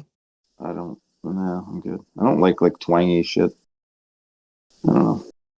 Thank you. Sad. Well, that's the only questions I prepared for you guys. Well, Jesus, we have like 4 more hours to go. We have to beat last week's number. I mean, I can make stuff up. God, no. No, I do have to get up at 5 and try to drive back to Rochester at some point. I think I only need to basically my entire day tomorrow would just be driving back to Rochester and doing an hour at the office, and then I'm pretty much free for the weekend because I'm already in 40 hours. All right, Keith, bring it home. All right, let's see. We got some affiliate ad reads here. Everybody knows who we like. City Pneumonia, Barbell Rescue, Plate Snacks, Home Gym Con, Belt Fed Strength, Freedom Fitness Equipment, and Apparel from the Strength Co. Use code UNPAID pretty much at all of those sites and save yourself a little bit of money, and we might be able to get a little bit of a kickback and start building up Nate's Lift Hard Live Easy 4 fund again. See if you can get out there again, hang out with us. Big Brandon, where are they going to find you? It's going to be O'Doyle _basement_lifts. Nice. Everybody go follow him on Instagram. Joey, where you at? Joey_Malesko, MLECZKO. We are Unpaid and Underrated Podcast on Instagram. We have a website where Nate does a ton of work at unpaidinternpodcast.com. Go race somebody for the first YouTube comments. I am Big Keith. You can follow me at KeithHoneyCat73 on Instagram. More importantly, go follow my Orange Gem than a wine cellar. We will see you next Tuesday. I think it went well for me. I hope I sounded okay. And yeah, no, your audio No, was everything was probably awesome. better than mine. Yeah, actually. I Pissed can't off I wait couldn't for them use to my rip fucking- him apart for that. That his audio, your audio went to shit when you switched to your phone. I'm sure it did, but it's like my computer wasn't working, so we all understand, but we're still gonna make fun of you for it. Buy me. Is there a? I'm sure there is a. How'd that get better? Oh, I probably should have just talked into the microphone better. Yeah, that did get a lot better. That's really annoying. Fuck's sakes. Yeah, it is. You could have told me at any point to it's the Apple, it's the wired Apple headphones that have the microphone on the right cord, and I guess I just didn't realize it wasn't it. You fucker could have told me I had shitty audio. At one point, like I heard it in between your shirt and just heard your lungs. Well, I don't know. Whatever. Nate can fix it in post. If not, then this can just be a throwback episode to the first fucking 30 episodes we did. It's kind of a throwback to my episode, or I am you. Yeah. Hi, it's Brandon. I am Brandon. Microphone inception. No, it was a good time though. Sorry if my audio was shit. Well, it wasn't. Not right until the end there. No, I'm not. Yeah, well, I definitely got to where I just gave up and just kind of laid completely down. I was like, yeah, if I fall asleep, I won't be mad. I'll just go to sleep during this podcast. Yeah, that's respectful. Laying in a bed for 2.5 hours rather than sitting in a chair for 2.5 hours. It's just a little bit nicer though. Oh, for sure. I had a good time. Yeah, it was a lot of fun. That was fun. Yeah, definitely. I always enjoy the episodes where like I already know the guy. Like I wouldn't say intimately, that's not the right word, but we've just hung out sexually. Yeah. And that's not what is the right is it physically? Well, yeah, but I mean, we stepped on each other's dicks a time or two. Oh God, I hope that becomes lore. No, it's toes, Keith. Well, it's obviously toes, but people will say don't step on my dick and like nobody says that. People will say get off my dick all the time. Get off my dick is one thing. That's not what you said, or in the context you said it. It made it funny though. So. Oh yeah, absolutely. I don't want to step on anybody's dick. What? No. All right. It all works out. And Hong Kong.